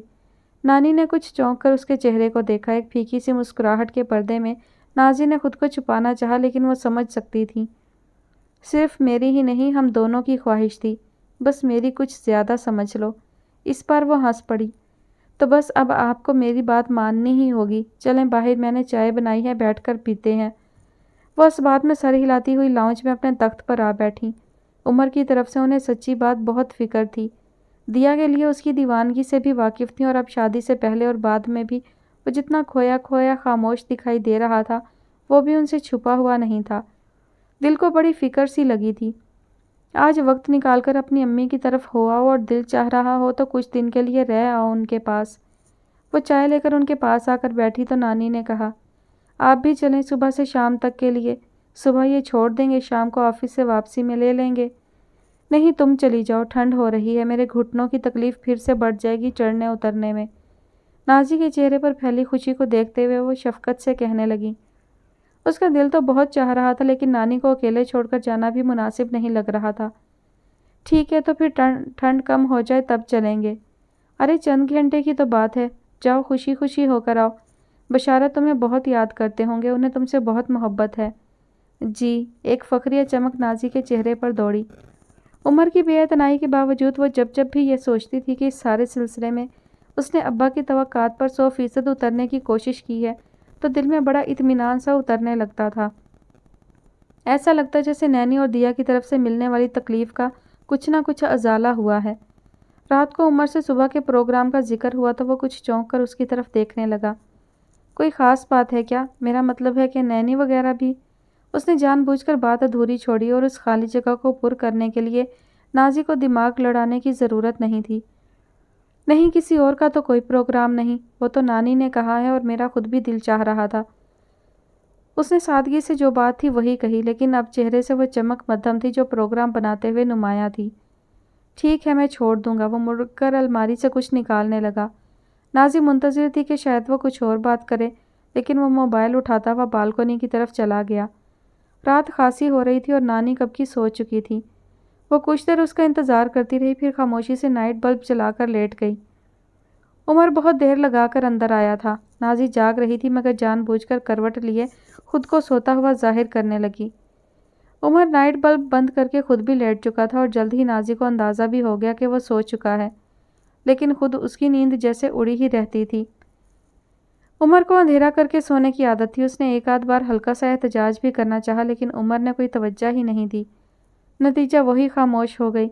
اگر اس کی جگہ دیا ہوتی تو کیا عمر اسی طرح اس کی بات کو ٹال دیا کرتا؟ بڑی سے بڑی اور چھوٹی سی چھوٹی بات پر دیا ہی یاد آتی۔ کبھی کبھی تو نازی کو لگتا کہ جیسے وہ کہیں نہیں گئی، اس کے ساتھ ہی اس گھر میں آ گئی ہے۔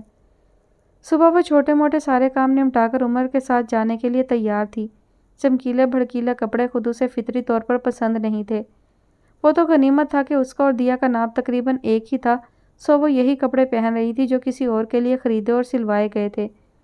امی اور نانی دونوں نے ہی دل بھر کر کپڑوں پر اپنا شوق پورا کیا تھا۔ دیا کو مہنگے سے مہنگے اور بھاری سے بھاری سوٹ بہت پسند تھے۔ نازی کے منع کرنے کے باوجود امی نے تیار ہوئے کپڑوں میں منصفانہ تقسیم کی تھی۔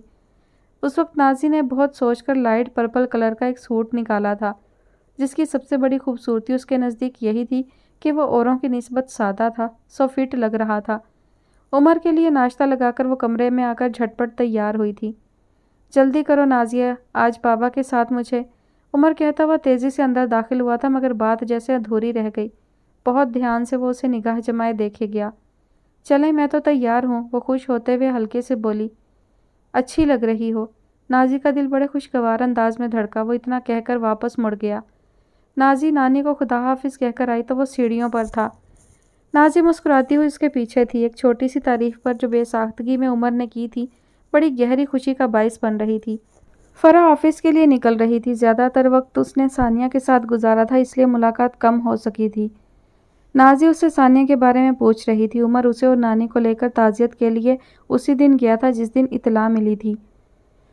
ثانیہ آفس جوائن نہیں کر پا رہی، اماں کی طبیعت ٹھیک نہیں ہے۔ آفس آنے لگے گی تو اس پر بڑا مثبت اثر پڑے گا۔ اللہ کرے جلد ہی وہ ٹھیک ہو جائے۔ میرا تو بہت دل چاہ رہا ہے دوبارہ وہاں ہو کر آؤں۔ میرے ساتھ چلنا کسی دن، ویسے یہ سوٹ تم پر بہت اچھا لگ رہا ہے۔ عمر نے خاص اپنی پسند سے خریدا تھا۔ میں نے تو توبہ کی اس کے ساتھ بازار جانے سے۔ کوئی چیز آسانی سے پسند نہیں آتی اور جو آتی ہے اس پر آنکھیں بند کر کے لٹو ہو جاتے ہیں حضرت، جیسے دیا۔ اس کے دل نے ایک بار پھر یاد دہانی کروائی۔ جیسے یہ سوٹ بھی اس طرح پسند آیا تھا اس کو، پھر اچھے سے اچھا بھی نہیں جچا۔ فرح نے اس کی خاموشی سے بے نیاز پورا قصہ سنا کر ہی چھوڑا اور پھر اپنی گاڑی کی طرف بڑھ گئی۔ तुम भी कहाँ उसके साथ बातों में उलझ गई थी। वो तो एक बार शुरू हो जाए बस फिर चुप होना मुश्किल होता है। गाड़ी स्टार्ट करते हुए उमर लापरवाही से कह रहा था। वो जवाबन कुछ नहीं बोली। काश उसे पहले पता होता कि ये सूट खुद उमर ने खरीदा था तो वो इसे कभी भी ना पहनती। उमर का ठिठकना अब समझ में आ रहा था। जो कपड़े दिया के तस्वुर के साथ खरीदे गए थे उनमें किसी और को देखना उसे कितना अजीब और तकलीफ-दह लगा होगा। फिर भी उसने दिल रखना चाहा था। नाज़ी ने चोर निगाहों से उमर की तरफ देखा। उसकी निगाह सामने थी और चेहरे पर कोई तासुर नहीं था। सबको खुश रखने के चक्कर में सारा खसारा शायद उन दोनों के ही हाथ आया है। बस इस बार और फिर मेरा वादा है जो तुम्हें परेशान करूं, और कोई वैसे ही तो नहीं मांग रहा। कर्ज ले रहा हूं, एक एक पाई लौटा दूंगा। खिलाफ फितरत वहीद का अंदाज आज उनके सामने खुशामदाना था। फरहत की उलझन बढ़ रही थी। शक तो उन्हें काफ़ी दिन से हो रहा था, मगर अब तो यकीन हो चुका था कि कहीं ना कहीं कोई बड़ी गड़बड़ ज़रूर है। बाबा और सज्जाद के लिए 20 लाख की हैसियत क्या है। रहमत मंजिल का एक फ्लैट भी इससे ज़्यादा मालियत का है। उन्हीं ही में से एक की कीमत समझ कर दे दें। आखिर को तुम मालिक हो आधी बिल्डिंग की। कई दिन से वो मुस्तकिल एक ही रट लगाए हुए थे। हाँ मैं हूँ, लेकिन आप नहीं, और पैसे आपको चाहिए तो फ्लैटों की बात रहने दें। अपना सोचें कि इतना बड़ा कर्ज कहाँ से वापस करेंगे। वहीद का मुंह हैरत से हल्का सा खुला और फिर बंद हो गया। उनकी बेजुबान मजलूम बीवी की निगाहों में सर्द महरी थी और लहजा इतना अजनबी, ऐसे जैसे दूर की भी जान पहचान ना हो। कहीं से भी वापस करूं, और ये मेरा तेरा क्या लगाया है तुमने। जो कुछ भी है हम दोनों का है, इन बच्चों का है। पहले तो तुमने कभी इस तरह नहीं सोचा था। उनका लहजा पहले से भी ज़्यादा खुशामदाना था। पिछले चंद महीने से वो जितना उनके आगे पीछे फिर रहे थे और अंधाधुंध ज्वाइंट अकाउंट से पैसे निकाल रहे थे, बड़ा मानी ख्यास था। बहुत दिन तक तो उन्हें पैसों के बारे में पता नहीं चला। वो तो इत्तफाकन कुछ ज़रूरत पड़ने पर वो खुद बैंक चली गई थी। तब बाकी शुदा बैलेंस देखकर शशदर रह गईं। खुद अपने आप को मजबूत करें फरहत आपा, आपकी कमज़ोरी बच्चों के मुस्तकबिल पर असरअंदाज हो रही है। वहीद भाई जैसे आदमी पर ज़रा बराबर भी भरोसा ना रखें। सज्जाद ने कितनी ही बार उन्हें बड़ी मोहब्बत से समझाया था। हालांकि भरोसा तो क्या, बस एक भरम ही था दुनिया वालों के लिए जिसे वो बनाए रखे चलती रही थी तमाम उम्र। मगर अब तो हिम्मत भी जवाब दे रही थी। बाबा की तरफ से मिलने वाला पैसा अब तक आप दोनों हाथों से खर्च करते आए हैं वहीद। रहमत मंजिल का किराया, बाबा और सज्जाद से ली जाने वाली भारी रकूम अलग। आखिर क्या खर्चे हैं आपके, और कौन सा सोर्स ऑफ इनकम है जिसमें जो भी पैसा लगाते हैं डूब जाता है। किसी सख्त गिर उस्तानी की तरह वो उनकी पिछली कोताहियां गिनवाते हुए पहली बार जवाब तलबी कर रही थी।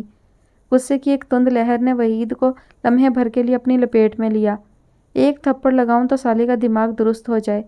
उनकी फितरत ने उकसाना चाहा, मगर सामने खड़ी औरत शायद अब उनका उठा हुआ हाथ पकड़ सकती थी।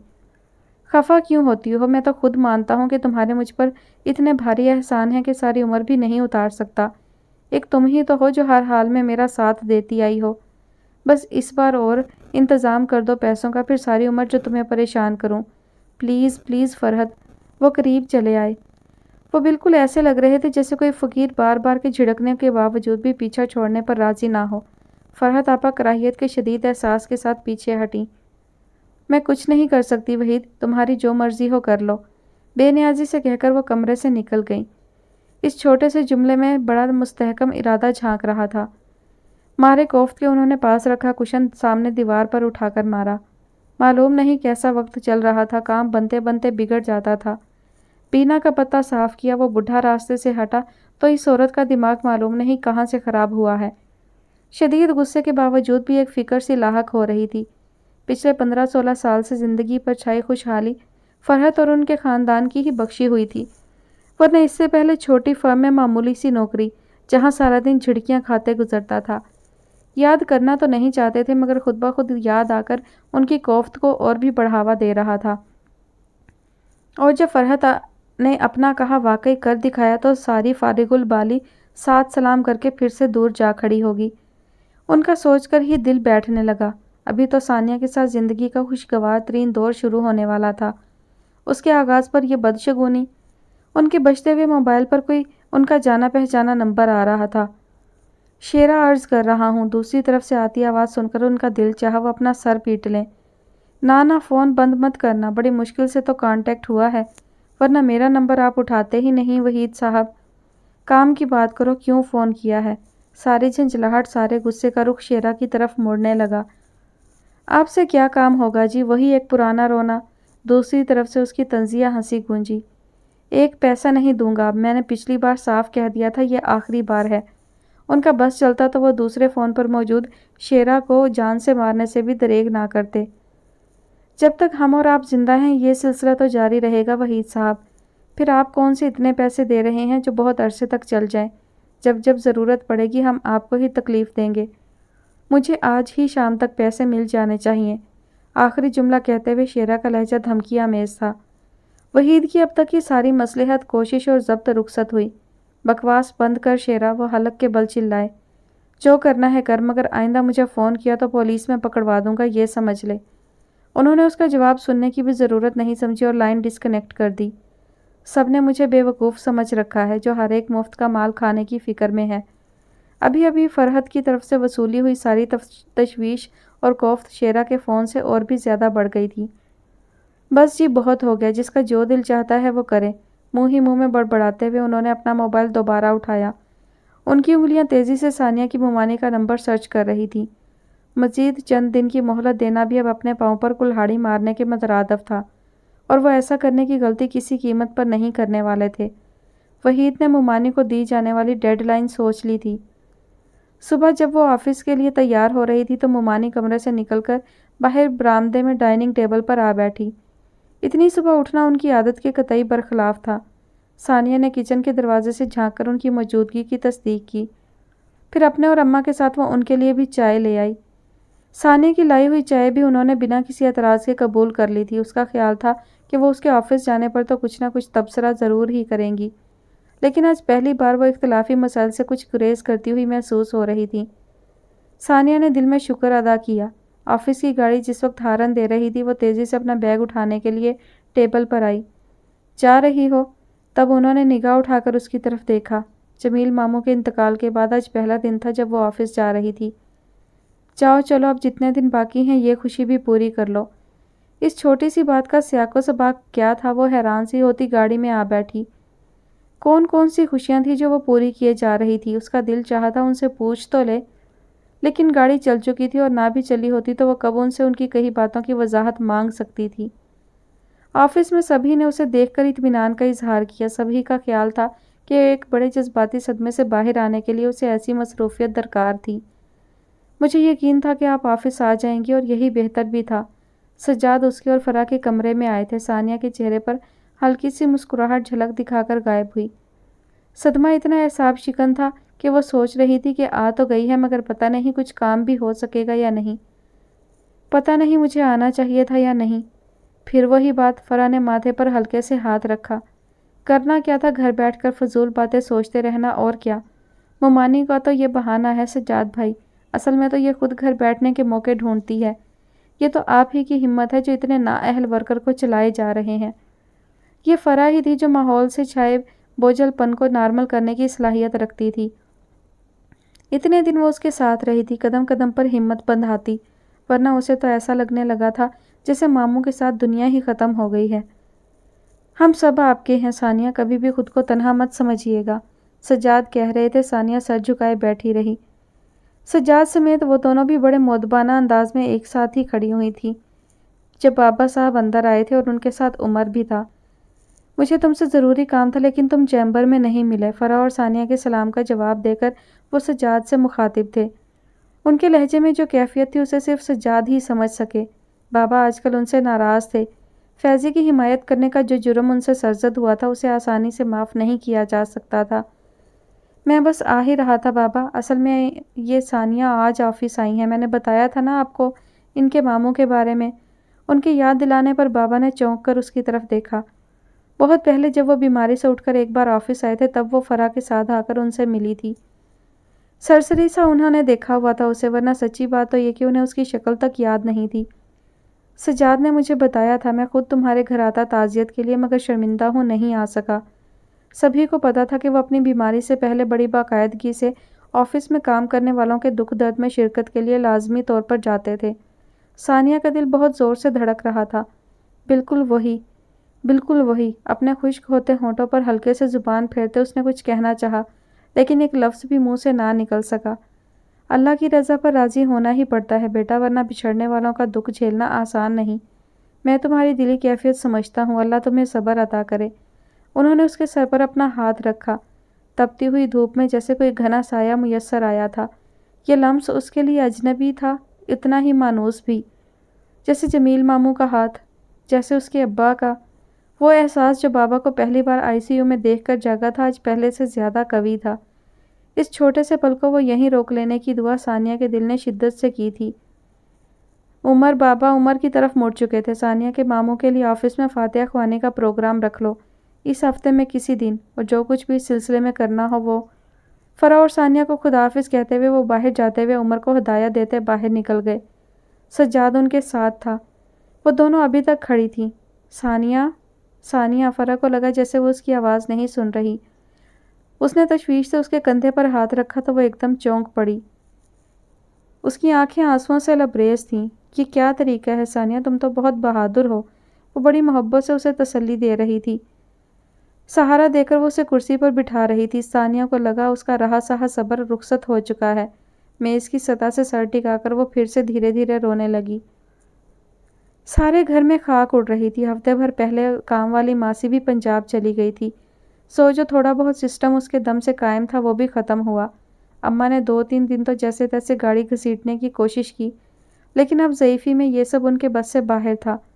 بہت سالوں سے بینا کی خدمت گزاری کی عادت ہو چکی تھی۔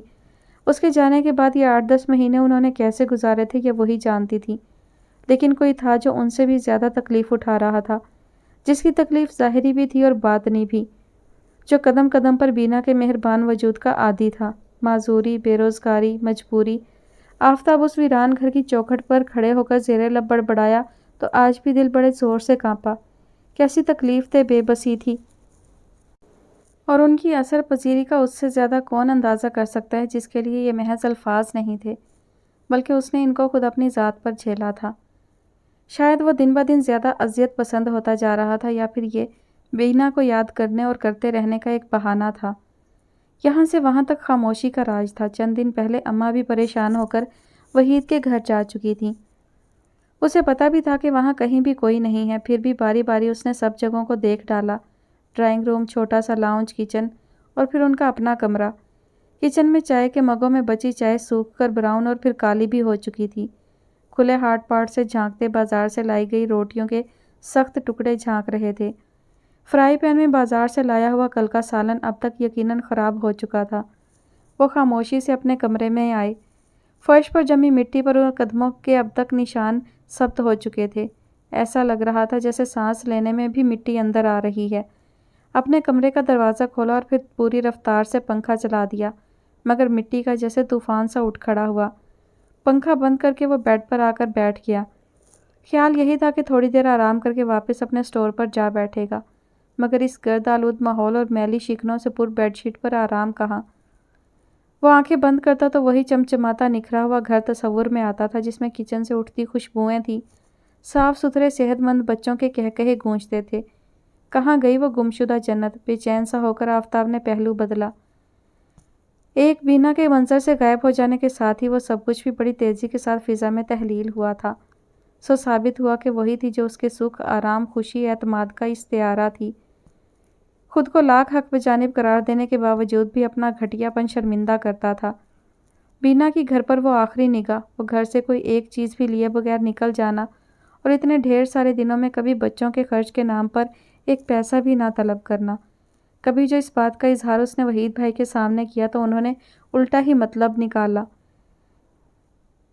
ضدی مغرور عورت ہے بینا، تم پر تاثر ڈال رہی ہے کہ اسے تمہارے پیسے کی رتی بھر بھی ضرورت نہیں، خود اپنا بچوں کا گزارا کر سکتی ہے، اور وہ تو شروع سے ہی ایسا کر رہی ہے، خاص طور پر جب سے تم معذور ہوئے ہو۔ آفتاب کو یاد تھا کہ وحید بھائی کا تجزیہ سن کر وہ کتنا تپا تھا، حالانکہ اماں نے ان کی بات سن کر کتنا ہی برا بھلا کہہ ڈالا تھا وحید بھائی کو، سازشی، مکار، بے ایمان۔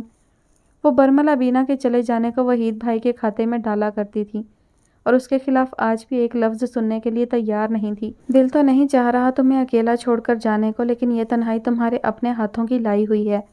ابھی جس دن وہ یہاں سے جا رہی تھی بے حد افسردہ تھی۔ تم نے خود پر اور بینا پر ہی ظلم نہیں کیا ہے، ان معصوم بچوں کو بھی باپ کی شفقت سے محروم کیا ہوا ہے، اور ساتھ میں مجھے بھی اس بڑھاپے میں دربدر کر دیا ہے۔ جاتے ہوئے یہ آخری بات تھی جو انہوں نے آفتاب سے کی تھی، اور جواباً وہ یوں ہی سخت سا چہرہ لیے کھڑا رہا۔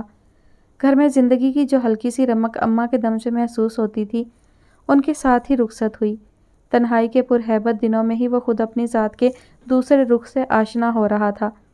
اپنی سخت دلی، بے حسی، اپنی خود غرضی خود اس کو بھی ایک بدنما عکس دکھاتی تھی جسے وہ جھٹلانا بھی چاہتا تو آسان نہ ہو پاتا۔ نینی نے اپنا پرس کھول کر 1000 روپے کا آخری نوٹ فیضان کو تھمایا۔ اب بالکل پیسے نہیں ہیں میرے پاس، اس لیے انہیں ایک دم خرچ کر کے مت بیٹھ جانا پلیز۔ اللہ مالک ہے، وہ لاپرواہی سے نوٹ اپنے والٹ میں رکھ رہا تھا۔ کچھ پیسے ٹیوشنز کے مل جائیں گے، باقی ہم کچھ زیور بیچ کر کام چلا لیں گے۔ نکل ہی جائیں گے یہ دن بھی۔ یہ تو نکل جائیں گے، لیکن آگے کا کیا ہوگا یہ تو سوچو۔ زیور بھی اب تھوڑا ہی باقی رہ گیا ہے۔ سچ مجھے تو مہر و خالہ سے بھی شرم آتی ہے۔ کیا سوچتی ہوں گی کہ ایک ایک کر کے میں ساری چیزیں بیچتی جا رہی ہوں۔ اسے زیور کے بکنے سے زیادہ فیضی کی لاپرواہی دکھ دے رہی تھی۔ جب سے پیسے کے حصول کا یہ نسخہ اس کی سمجھ میں آیا تھا، اس کی لاپرواہی میں کئی گنا اضافہ ہوا تھا۔ جیب بھری ہوتی تو پہلے جیسی شاہ خرچی کی جھلک اس کی شخصیت میں نمایاں دکھتی تھی۔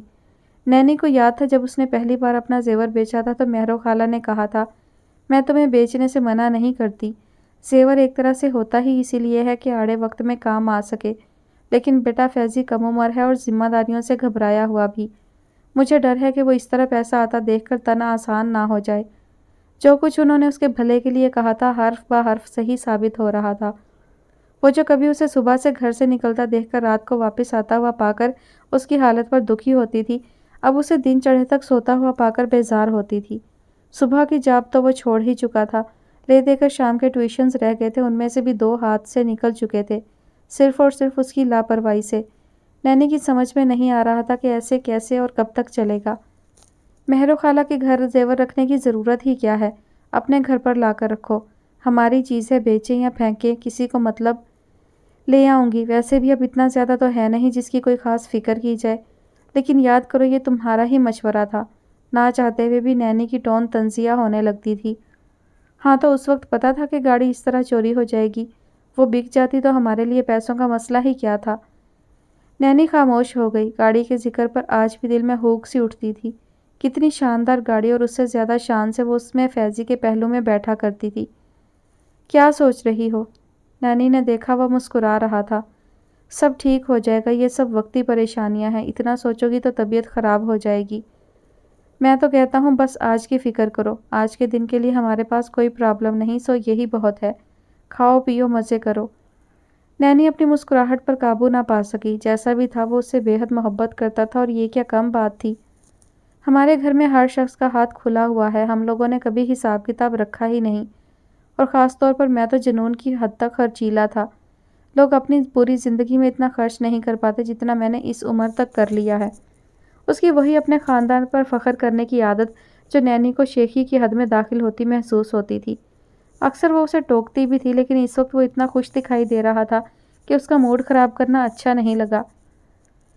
آسمان سے زمین پر گرنے کی اس عمل میں وہ اس سے زیادہ تکلیف اٹھا چکا تھا، اور پھر بھی اس کے ساتھ تھا۔ خیر تو ہے، آج بڑے دن بعد تم نے مجھے اتنی محبت سے دیکھا ہے، وہ شرارت سے مسکرایا۔ ہم لوگ کتنا بدل گئے ہیں فیضی، اب تو سوچ کر بھی حیرت ہوتی ہے کہ ہم لوگ ایک دوسرے کے کتنے دیوانے ہوتے تھے۔ اب تو گھر میں ہوتے بھی ہیں تو سارا سارا دن ایک دوسرے سے بات نہیں کرتے، ذرا ذرا سی بات پر لڑتے ہیں اور اس لڑائی کو کھینچتے ہی رہتے ہیں۔ فیضی نے نرمی سے اس کا سر اپنے کندھے سے لگایا۔ فیضی، ہم تو یہ سب جھیل ہی لیں گے، لیکن ہمارا بچہ، کیا وہ بھی اسی ماحول میں پلے گا؟ فیضی کے پاس کوئی جواب نہیں تھا۔ بس اب اور نہیں، میں بالکل تھک چکی ہوں فرح، ثانیہ کا لہجہ حتمی تھا۔ یہ 3rd فلور کی کچھ شاپس رہ گئی ہیں، ان پر بھی دیکھ لیتے ہیں۔ اب اور نہیں پلیز، فرح کو لگا کہ وہ واقعی تھک چکی ہے۔ آج بہت دن بعد وہ اسے بازار لانے میں کامیاب ہوئی تھی۔ گھر، آفس، گھر، یہی اس کی روٹین تھی۔ ثانیہ کی تھکان دور کرنے کے لیے وہ یہیں شاپنگ مال میں واقع ایک فاسٹ فوڈ ریسٹورانٹ میں اسے لے آئی۔ آس پاس کوئی منظر بھی تو ہو دیکھنے لائق، ایک تلخ سی مسکراہٹ اس کے چہرے پر آئی۔ منظر ہمیں خود ڈھونڈنے پڑتے ہیں، کھڑکی سے باہر جھانک کر دیکھو تو خود پر منحصر ہے کہ نگاہ سامنے گلی میں پڑی کیچڑ پر رکھنی ہے یا پھر آسمان پر پھیلے بادلوں پر۔ فرح نے نرمی سے اس کے ہاتھ پر اپنا ہاتھ رکھا۔ کھڑکی کھولنا ضروری ہے کیا؟ میں ایسے ہی ٹھیک ہوں۔ اس کا انداز ضدی بچوں والا تھا جو خود کو بدلنے کے لیے تیار نہیں تھی۔ روشنی کی کرن کو آنے کے لیے راستہ خود دینا پڑتا ہے ورنہ وہ باہر سے ہی لوٹ جاتی ہے۔ فرح کی بات کے جواب میں اس نے بڑی بے نیازی سے شانوں کو ہلکی سی جنبش دی۔ کچھ لمحے یوں ہی خاموشی سے گزرے۔ فرح نے دیکھا کہ وہ کھانے پینے میں بھی دلچسپی نہیں لے رہی۔ پچھلے 2 مہینے میں وہ بڑی حد تک کمزور ہو چکی تھی۔ خوبصورت آنکھوں میں ہلکے پڑ چکے تھے۔ فرح نے اپنا دل رنج سے بھرتا محسوس کیا۔ یہ اپنا برگر پورا کرو، پیسے خرچ ہوتے ہیں یار، اور بڑی محنت کی کمائی ہے ہماری۔ ریسٹورانٹ میں خاصے لوگ تھے اور آنے جانے والوں کا سلسلہ مستقل جاری تھا۔ وہ دونوں باتیں کرتے ہوئے یوں ہی آنے جانے والوں پر نگاہ دوڑا رہی تھیں، تبھی فرح کسی کو دیکھ کر بری طرح چونکی۔ ثانیہ، وہ دیکھو ادھر، بچوں کی رائڈز کے قریب۔ اس نے ثانیہ کو متوجہ کیا۔ کہاں؟ وہ ادھر۔ ارے نہیں، ادھر۔ فرح نے اس بار باقاعدہ ہاتھ سے اشارہ کیا تو ثانیہ کو فوراً ہی دکھائی دے گیا۔ اچھا پلیز اشارہ مت کرو، اس نے فرح کی ایکسائٹمنٹ کو نظر انداز کر کے اسے تنبیہ کرنا ضروری سمجھا۔ ارے تمہیں حیرت نہیں ہو رہی؟ اس طرح دھڑلے سے یہ لبنہ صاحبہ نہ جانے کس کو لے کر یہاں تشریف فرما ہے۔ فرح کی نگاہ مسلسل لبنہ اور اس دبلے پتلے لڑکے پر جمی ہوئی تھی جو اپنی ڈریسنگ اور انداز سے ہی سخت چھچھورا دکھائی دے رہا تھا۔ ہمارے محلے کا ہی لڑکا ہے، توصیف نام ہے۔ مومانی اور لبنہ میں اس نام کو لے کر گھر میں جتنے مارکے ہو رہے تھے، سو یہ نام اب اس کے لیے بھی اجنبی نہیں رہا تھا۔ تم نے مجھے بتایا بھی نہیں کہ یہ سب؟ فرح نے خالص دوستوں والا شکوہ کرنا چاہا۔ بتانے والی بات ہی کیا ہے، اور اس روز جب تمہارے سامنے مومانی نے ہنگامہ کیا تھا لبنہ کے چھت پر جانے پر، وہ بڑے اطمینان سے فرح کو یاد دلا رہی تھی۔ کتنے افسوس کی بات ہے، لبنہ کو کچھ تو خیال کرنا چاہیے تھا۔ وہ یہاں سے بھی بخوبی لبنہ کا شوق میک اپ اور اس سے بھی زیادہ شوق ادائیں دیکھ سکتی تھی۔ مجھے تو نہ افسوس ہے اور نہ حیرت، وہ تباہی کے کس گڑھے میں گرتی ہے مجھے اس کی بھی پرواہ نہیں، اور مہربانی کر کے تم بھی مستقل اس کی طرف مت دیکھو۔ فرح نے پہلے کبھی اسے کسی کے لیے اتنے سخت الفاظ استعمال کرتے نہیں سنا تھا۔ تم بہت بدل گئی ہو ثانیہ۔ حالات بہت کچھ بدل دیتے ہیں فرح۔ میں نے زندگی میں کسی سے نفرت نہیں کی، لیکن لبنہ سے مجھے نفرت ہو چکی ہے۔ میں جب بھی اسے دیکھتی ہوں جمیل ماموں کے آخری وقت کی اذیت کو یاد کرتی ہوں۔ اس کی آنکھوں میں آنسو نہیں تھے، لیکن درد کا ایسا احساس تھا جو آنسوؤں سے کئی گنا زیادہ تکلیف دے رہا تھا۔ اب چلو دیر ہو رہی ہے، فرح کو اٹھنا ہی پڑا۔ ہوا نیم گرم تھی اور آج معمول سے کچھ زیادہ تیز چل رہی تھی۔ آفتاب نے ایک نگاہ آسمان پر ڈالی۔ اس نے دل پر بوجھ کچھ اور بھی بڑھتا ہوا محسوس کیا۔ آج کل وہ دوپہر میں بھی اندر گھر میں آرام کے لیے جانا چھوڑے ہوئے تھا، سارا دن یہیں گزارتا۔ اس کے پاس کام کرنے والا لڑکا ہوٹل سے دونوں وقت کھانا لے آتا اور اس بات پر ذرا بھی توجہ دیے بغیر کہ وہ کیسا ہے، خاموشی سے اپنا پیٹ بھر لیتا۔ وہ رات گئے تک جب تک گلی میں آخری آدمی نظر آ رہا ہوتا، اسٹور پر ہی بیٹھا رہتا۔ گھر کی تنہائی سے بچنے کا یہی ایک نسخہ اس کے ہاتھ آیا تھا۔ کام کرنے والے لڑکے کو اس نے ابھی چائے لانے کے لیے بھیجا تھا۔ وہ اس وقت گرم چائے کی فرمائش پر کچھ حیرت زدہ سا ہوٹل کی طرف گیا تھا۔ تبھی اس زردی بھری دوپہر میں آفتاب نے اس موٹر سائیکل کو اپنے میڈیکل سٹور کے سامنے رکتے ہوئے دیکھا۔ کرخت چہرہ اور مضبوط جسم والے اس شخص کو اپنی طرف آتے دیکھ کر اس نے یہی گمان کیا تھا کہ وہ کوئی دوائی لینے آیا ہے، سو ایک پیشہ ورانہ مسکراہٹ لبوں پر سجا کر وہ اس کی طرف متوجہ ہوا۔ فرمائیے، آپ آفتاب صاحب ہیں؟ حلیے اور چہرے مہرے کے برخلاف اس کا لہجہ خاصا مہذب تھا۔ جی ہاں۔ آفتاب کو اس کے سوال پر تھوڑی حیرت ہوئی۔ میں اصل میں یہاں آنا تو نہیں چاہتا تھا، لیکن آپ کا فون مل کر نہیں دیتا، کئی دن سے ٹرائی کر رہا ہوں۔ آفتاب نے بے اختیار ہی نچلا ہونٹ دانتوں تلے دبایا۔ وہ منحوس نمبر تو اس نے کب کا بلاک کروا دیا تھا، مگر ایک اجنبی کو جس کا وہ نام تک نہیں جانتا تھا یہ بتانا کیا ضروری تھا؟ وہ سیٹ میں کچھ خرابی ہے، آپ فرمائیے، کچھ کام تھا مجھ سے؟ اتنی بات کہتے ہوئے اس نے صاف محسوس کیا کہ سامنے کھڑا شخص اسے بہت ہمدردی سے دیکھ رہا ہے۔ شکر ہے کہ وحید صاحب نے مجھے اس واقعے سے پہلے ایک بار آپ کا گھر دکھایا تھا۔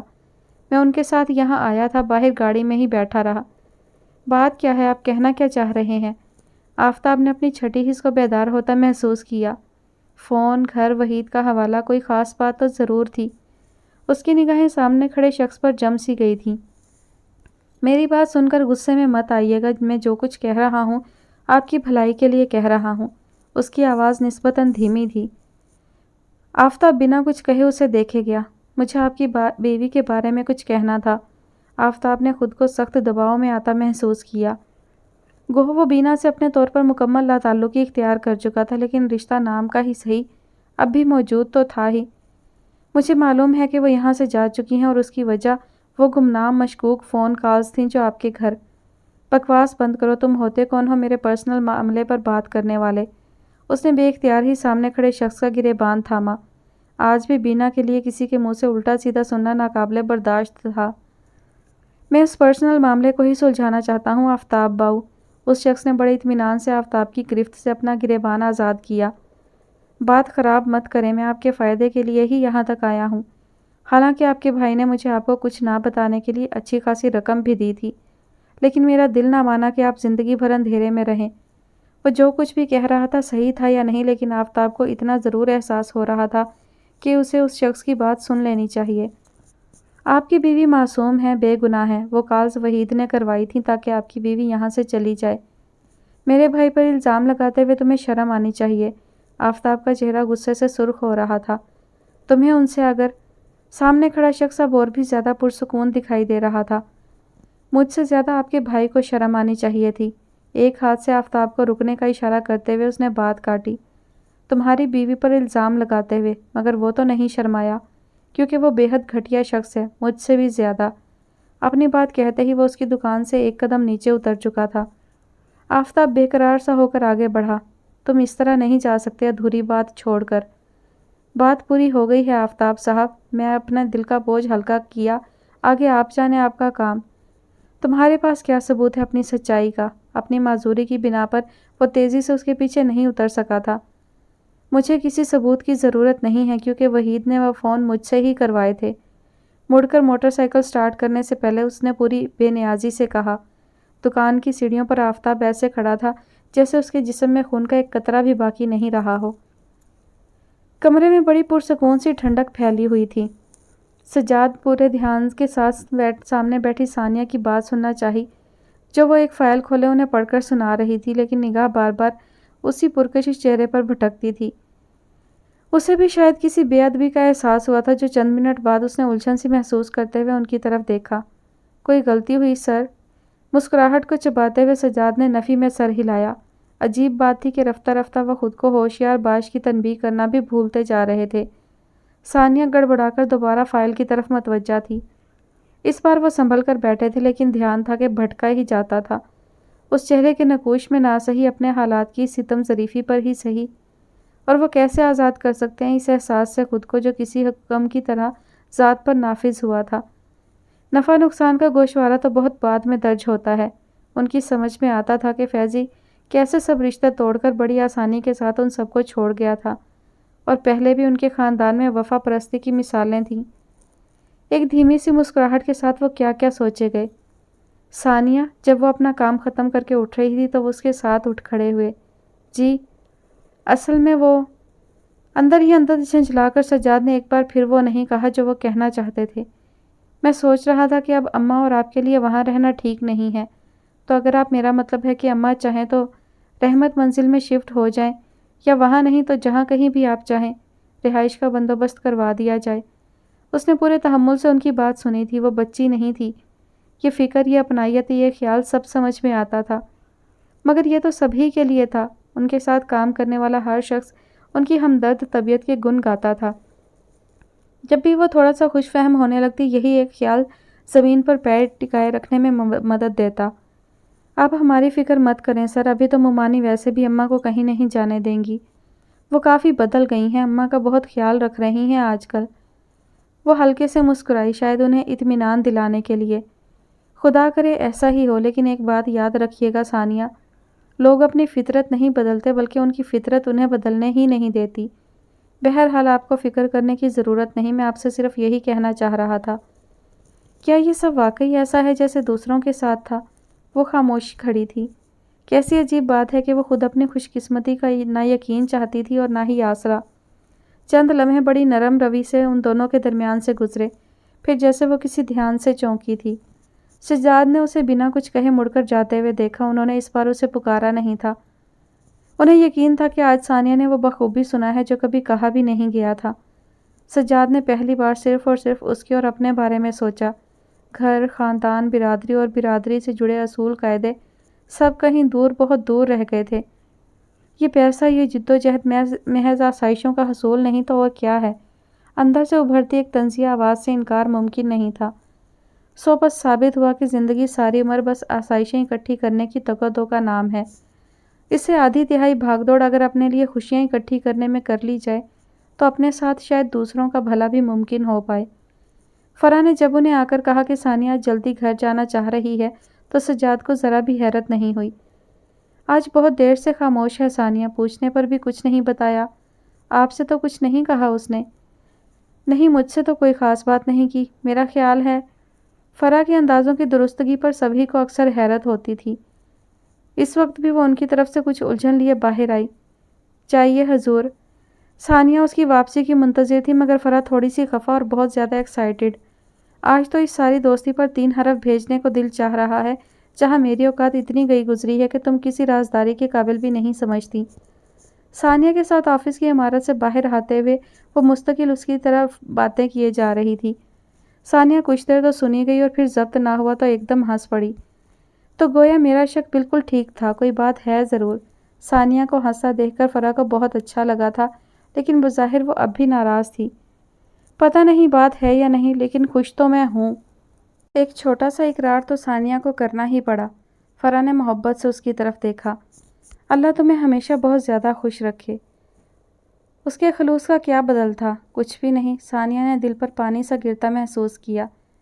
اور بات کا کیا ہے، میں خود معلوم کر لوں گی، لاپرواہی سے کہتے ہوئے فرح نے اس کی نگاہوں کے سامنے چٹکی بجائی۔ آفس کی گاڑی اسے لینے کے لیے سامنے کھڑی تھی۔ ثانیہ ہاتھ ہلاتی ہوئی اس کی طرف جا چکی تھی۔ آج وہ وقت سے پہلے جا رہی تھی، سو گاڑی بالکل خالی تھی۔ سجاد، جنہیں اس نے جب پہلی بار دیکھا تھا تب بے اختیار یہ سوچا تھا کہ وہ لڑکی کتنی خوش قسمت ہوگی جو ان کی بیوی بنے گی، اور پھر اس خالی جگہ کو پر کرتی شیریں کو وہ ہمیشہ ہی کتنے رشک سے دیکھتی تھی۔ ایک اس کا کیا، سبھی کا خیال بلکہ یقین تھا کہ وہ جب بھی شادی کریں گے شیریں کے ساتھ ہی کریں گے، لیکن وقت کے ساتھ یہ مفروضہ بھی ماضی کی دھول بنا۔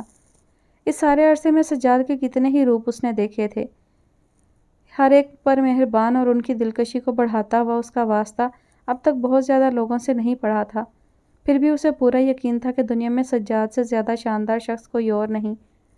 کیا اللہ اس پر اتنا مہربان تھا کہ اس کے دامن کی تنگی کو بھی نظر انداز کر دیتا؟ ثانیہ کا دل بڑے خوشگوار انداز میں دھڑک رہا تھا۔ گاڑی ایک دھچکے سے گھر کے سامنے رکی، وہی گھر جسے وہ آج بھی جمیل ماموں کا گھر کہتی تھی اور ہمیشہ کہتی رہے گی۔ ثانیہ نے کلائی پر بندھی گھڑی میں وقت دیکھا، 12:15 بج رہے تھے۔ جب وہ صحت مند تھے تو عموماً اس وقت گھر سے دکان پر جانے کے لیے نکلتے تھے۔ اگر ٹھیک ہوتے تو شاید آج بھی وہ اسے دروازے پر مل ہی جاتے۔ وہ خالی خالی نگاہوں سے گھر کے بند گیٹ کو دیکھ رہی تھی۔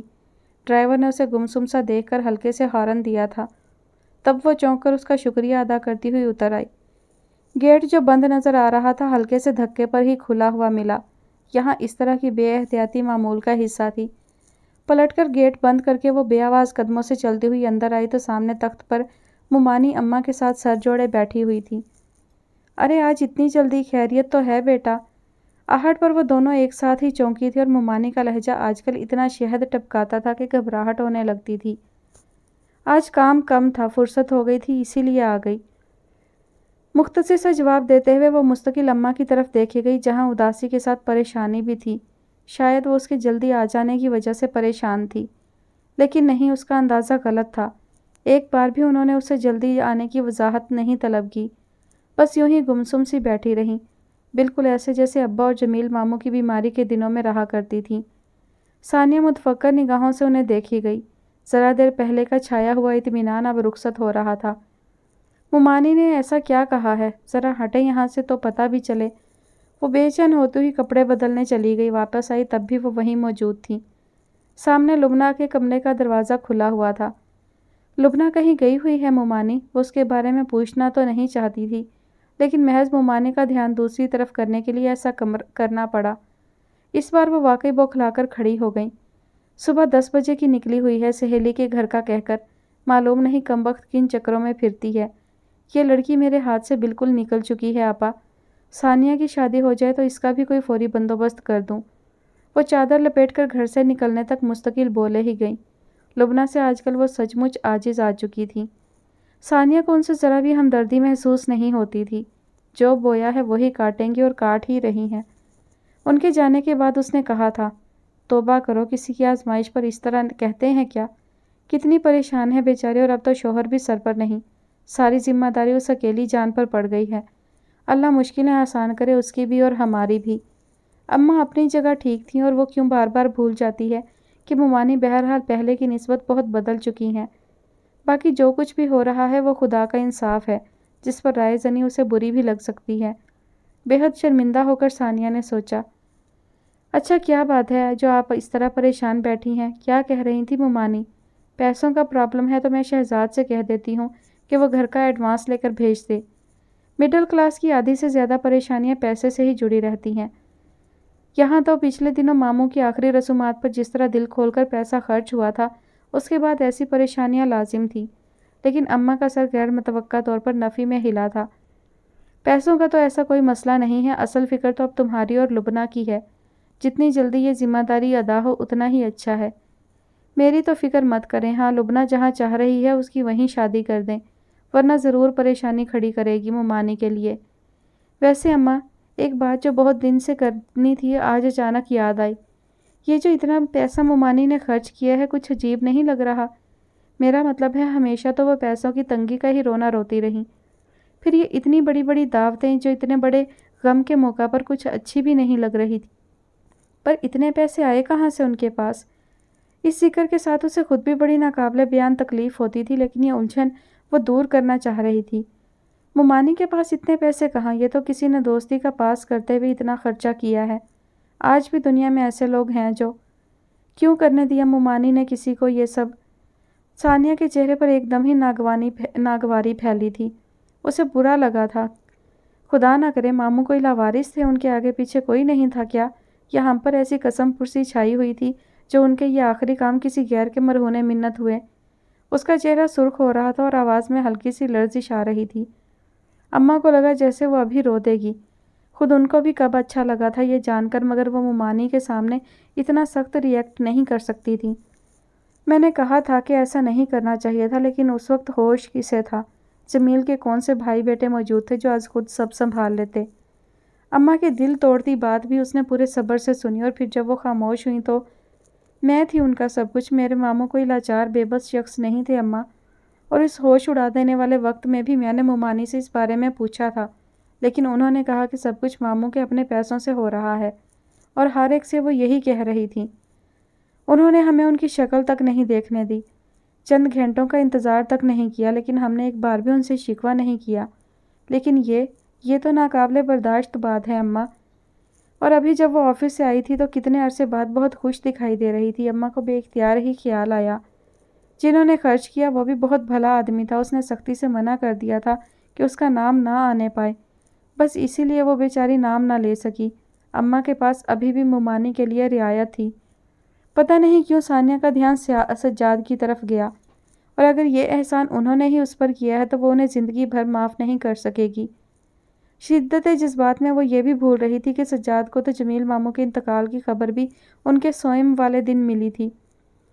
سجاد صاحب تو نہیں ہے اماں؟ پاگل ہوئی ہو، وہ غریب تو آیا ہی سوئم والے روز تھا۔ پھر کون ہے وہ؟ بتائیں مجھے پلیز۔ اس کے اصرار میں شدت بڑھتی جا رہی تھی، اماں کے لیے اسے مزید ٹالنا ناممکن تھا۔ وہ وحید صاحب ہیں، آخری دنوں میں وہ جمیل کے پاس بڑی پابندی سے آتے رہے تھے۔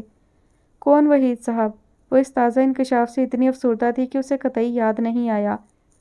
وہ جو ایک بار پہلے بھی آئے تھے تمہارے سلسلے میں۔ اماں جھجک کر نگاہ چرا گئیں۔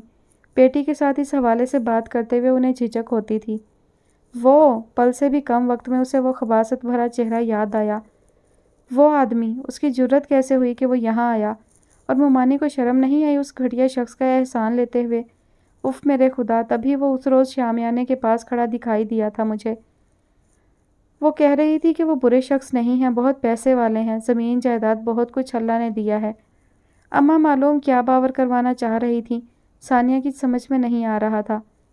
وہ بہت برا آدمی ہے، میں اچھی طرح جانتی ہوں، آپ ممانی کی باتوں میں مت آیا کریں۔ کوئی رشتہ نہیں، کوئی تعلق نہیں، پھر کس ناطے ممانی نے اسے اتنا بڑا احسان لیا؟ کوئی احسان نہیں وحید، کوئی غیر نہیں ہے، میں نے اسے بیٹا کہا ہے، اور بیماری کے ان سارے مہینوں میں اس نے جتنی مدد کی ہے ہماری، وہ میں ہی جانتی ہوں۔ मोमानी गेट से कब अंदर आ चुकी थी उसे खबर नहीं हुई। लुबना उनके साथ थी और वह वहाँ रुकने की बजाय खटखट करती सीधी अपने कमरे में चली गई थी। सानिया ने उसकी तरफ निगाह उठाकर भी नहीं देखा। वो बेहद शॉक्ड थी। इंकशाफ दर इंकशाफ, यहाँ क्या चल रहा था आखिर? आपको क्या ज़रूरत थी किसी की मदद लेने की? मैंने आपसे कहा भी था कि पिछले कितने ही महीने से वो पूरी तनख्वाह मोमानी के हाथ पर रख रही थी।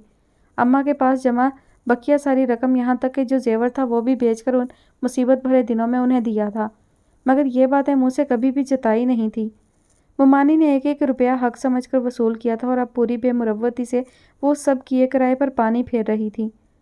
वो थोड़े से रुपए जो तुम घर में देती हो क्या सारे खर्चे पूरे करने के लिए काफ़ी थे? वो भी जबकि घर में एक मरीज़ भी पड़ा हो।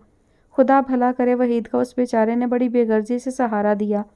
मैंने तो इस वजह से कभी तुम्हें नहीं कहा कि तुम्हें परेशानी ना हो, लेकिन इसका ये मतलब नहीं कि मैं एहसान फरामोशी पर उतर आऊँ। उनकी कौन तरदीद कर सकता था, और जब वो ऐसा कह रही थी तो यकीनन ऐसा ही हुआ होगा। सानिया ने खुद को कंपोज रखना चाहा था। जितने भी पैसे उनसे लिए हैं वो हम उतार देंगे, आप मुझे रकम बताएं। उसने लेने के लिए नहीं दिए थे पैसे, और वैसे भी अब ताल्लुक जितना करीबी हो रहा है उसमें लेन देन की अहमियत भी क्या रह जाती है। मोमानी के लहजे में ऐसी लापरवाही थी जो किसी मामले में कतई सूरत हाल का एतराफ़ करने के बाद आती है। कैसा ताल्लुक मोमानी? यही कि मुंह बोला रिश्ता अब असल रिश्ते में बदल रहा है, वो अपनी चादर तय करते हुए इत्मीनान से कह रही थी। क्या आप लुबना का रिश्ता तय कर रही हैं उस शख्स से? उनकी लालची फितरत से यही तवक्का की जा सकती थी। उनका तेज़ी से हरकत करता हुआ हाथ रुका। लुबना का नहीं, तुम्हारा, और ये तुम्हारे मामू खुद करके गए हैं। ज़ुबान दे चुके हैं वो वहीद को, समझी? अपनी बात कहकर वो सामने वाले कमरे की तरफ जा चुकी थी। सानिया में इतनी भी हिम्मत बाकी नहीं रही थी कि वो मुड़कर पीछे तख्त पर बैठी अम्मा की तरफ भी देख सके।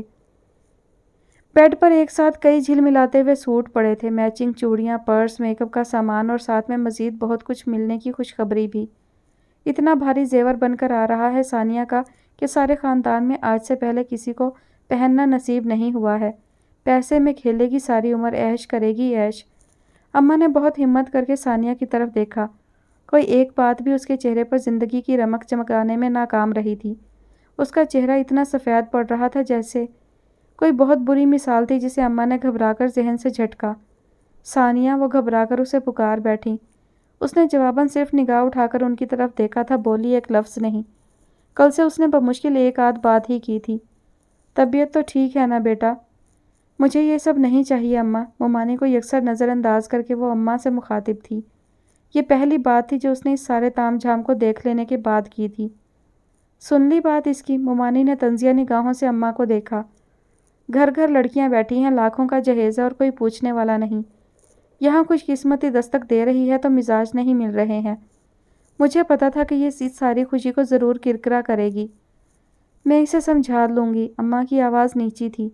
क्या समझाएंगी? अरे इतना कुछ इसे खुद नज़र नहीं आ रहा है, या फिर निगाह और भी ऊंची आसामी पर जमी हुई है? वो ऐसी माहिर निशानाबाज थी कि जो भी तीर चलाती सीधा हदफ तक ही पहुंचता। मत करें ऐसी गिरी हुई बातें, वो तड़प ही तो गई। बहुत बुरा लगा, वो जहरीले अंदाज में मुस्कुराई।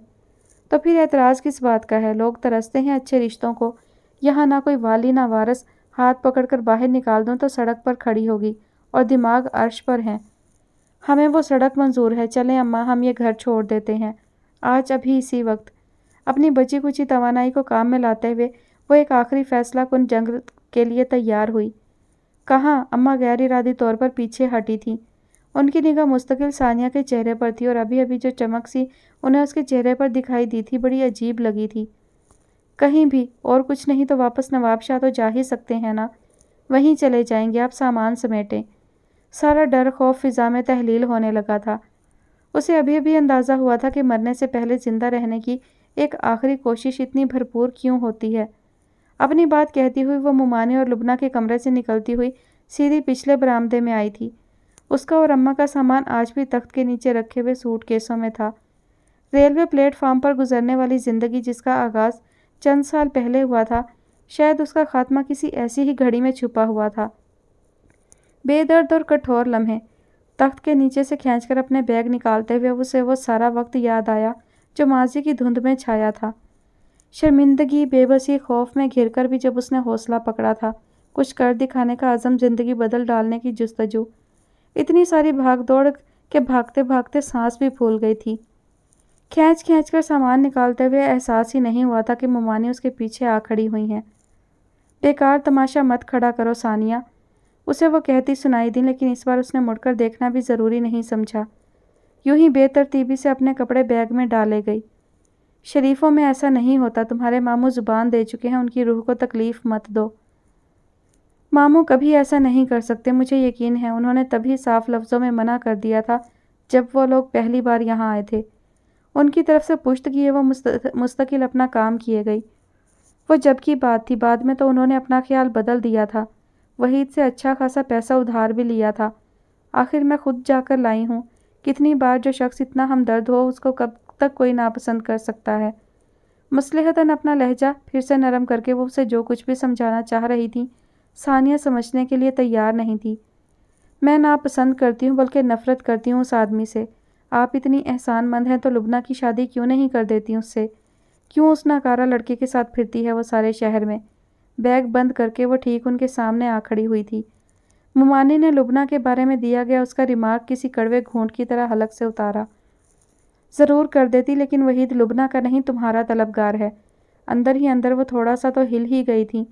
ثانیہ کو وہ اچھی طرح سمجھتی تھی۔ لبنہ کے بارے میں وہ کوئی بات اس طرح نہیں کہہ سکتی تھی۔ یقیناً لبنہ کو اس نے کہیں دیکھا تھا، پر کہاں؟ لبنہ بدبخت اس وقت بھی گھر پر نہیں تھی کہ جا کر اس کی گردن پکڑی جاتی، اور فی الوقت ثانیہ سے بڑا کوئی دوسرا مسئلہ نہیں تھا۔ وہی تھی جس کے بل پر آئندہ کے سنہرے خواب وہ پورے اعتماد سے دیکھ رہی تھی۔ ثانیہ کے ہاتھ بجلی کی سی رفتار سے چل رہے تھے۔ ایک بیگ کے بعد اب دوسرا تیار ہو رہا تھا۔ ایک بار تو ایسا لگا جیسے اگلے 15-20 منٹ میں وہ یہاں سے نکل ہی جائے گی۔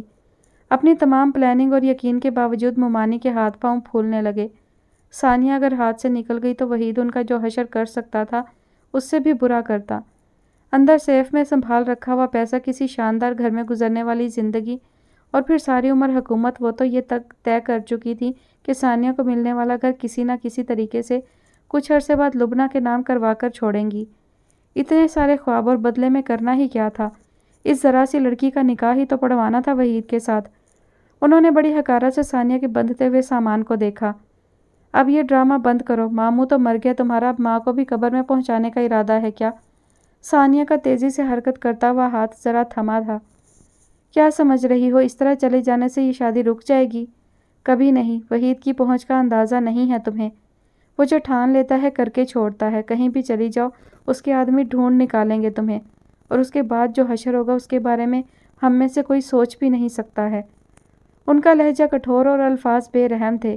ثانیہ پھٹی پھٹی نگاہوں سے انہیں دیکھ رہی تھی۔ شادی تو ایک باعزت طریقہ ہے، اسے ضد دلاؤ گی تو وہ تمہیں ایسی جگہ پہنچا دے گا جہاں سے واپسی کا کوئی راستہ بھی نہیں ملے گا۔ دے سکتی ہو ماں کو اتنا بڑا دکھ؟ ثانیہ کا دل بہت زور سے دھڑک رہا تھا۔ جو کچھ بھی وہ کہہ رہی تھی اس پر یقین نہ کرنے کی کوئی ایک وجہ بھی نہیں تھی۔ وحید جیسا شخص واقعی کچھ بھی کر سکتا تھا۔ اسے پہلی ملاقات کی جسارت بھی یاد تھی اور بعد کا ہونے والا سامنا بھی۔ ہر بار اس پر نگاہ ڈالتے ہی وہ جس گہرے خوف کا شکار ہوئی تھی وہ بھولنے والا نہیں تھا۔ ارے کیوں اپنی عزت کی دشمن ہو رہی ہے ثانیہ؟ شکر کر جو زندگی بدلنے کا ایک سنہری موقع مل رہا ہے، ورنہ وحید جیسے آدمی کے لیے پیسے کی کمی ہے نہ عورتوں کی۔ گرگٹ سے بھی زیادہ تیزی سے ان کا رنگ بدلتا تھا۔ ثانیہ کے چہرے پر جمع خوف ان کی تسلی کروا چکا تھا، پھر بھی تاثر گہرا کیے جا رہی تھی۔ اور وہ جس کا نہ کوئی والی نہ وارث، اس پرہجوم دنیا میں صرف 2 لوگ تھے جو تحفظ کی علامت تھے۔ وہ 2 شفیق چہرے اس کی نگاہوں میں مسکراتے ہوئے چلے آئے۔ مہربان نور کے حالے میں گھرے ہوئے، قریب، بہت قریب، حوصلے اور ہمت کا درس دینے والے، سچائی کی طاقت سے دنیا کو بدل ڈالنے کا یقین دلانے والے، ابا اور جمیل ماموں، دونوں ہی نے اس وقت ہاتھ چھڑایا جب اسے سب سے زیادہ ضرورت تھی ان کی۔ کیا سوچ رہی ہو؟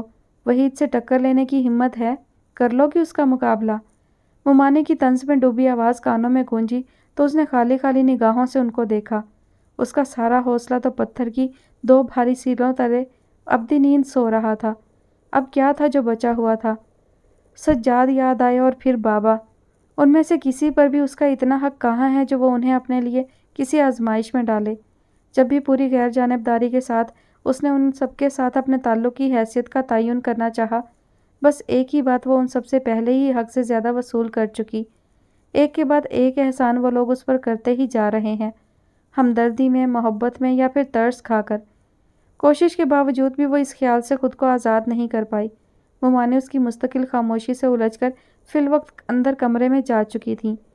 کہیں نہ کہیں ان رشتوں میں صرف احسان ہی باقی رہ جانا تھا، باقی کچھ نہیں۔ اس کی ذہنی رو بہک رہی تھی، ایک آخری کوشش، یا پھر اسے یقین آ رہا تھا کہ وہ زندگی یا پھر موت کی انتہائی صورتحال کے بیچ آ کھڑی ہوئی ہے۔